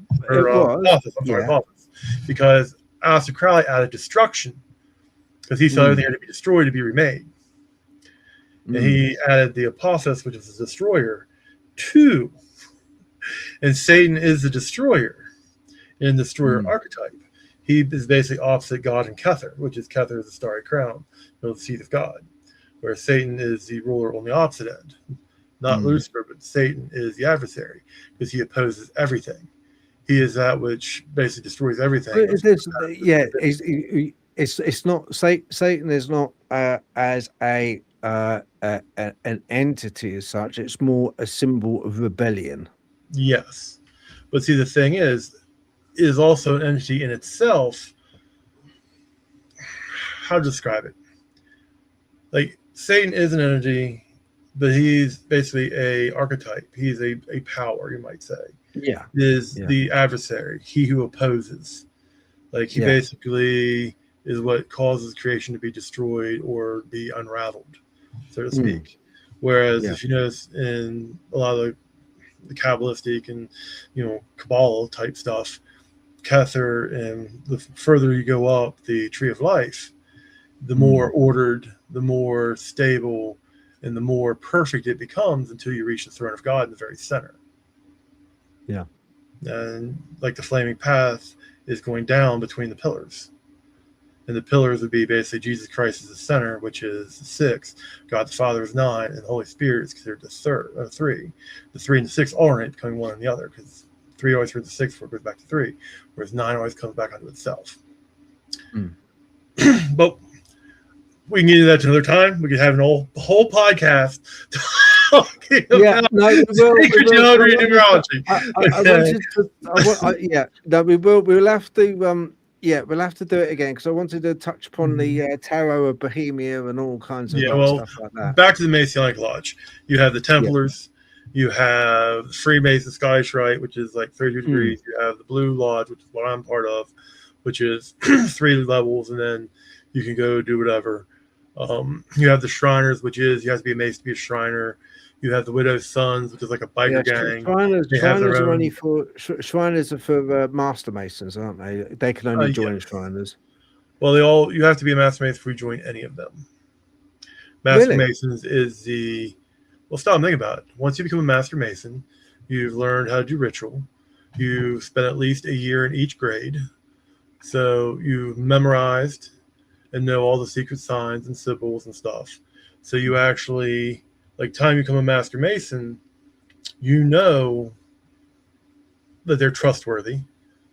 You know that they are smart enough to handle whatever it is that you are doing. Like, normal people are not, like, there's a lot of people that become Masons, but if you're just a social Mason about being socialist and going in like the little cliques and stuff, that's as far as you'll go. Masonic is very compartmentalized, and like I have mentors that teach me, and we sit there and talk about sacred geometry and mathematics and other forms of stuff, and like we video chat off Google Link, and like I have regular mentors that mentor me, and I seek their knowledge because one day they're not going to be there, and it'll be my turn to share what I know to an apprentice Mason.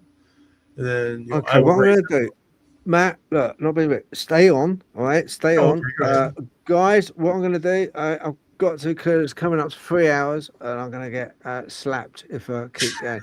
Right, so Matt's going to be on again. Okay, thank you very much for watching. I hope you've taken something away from this.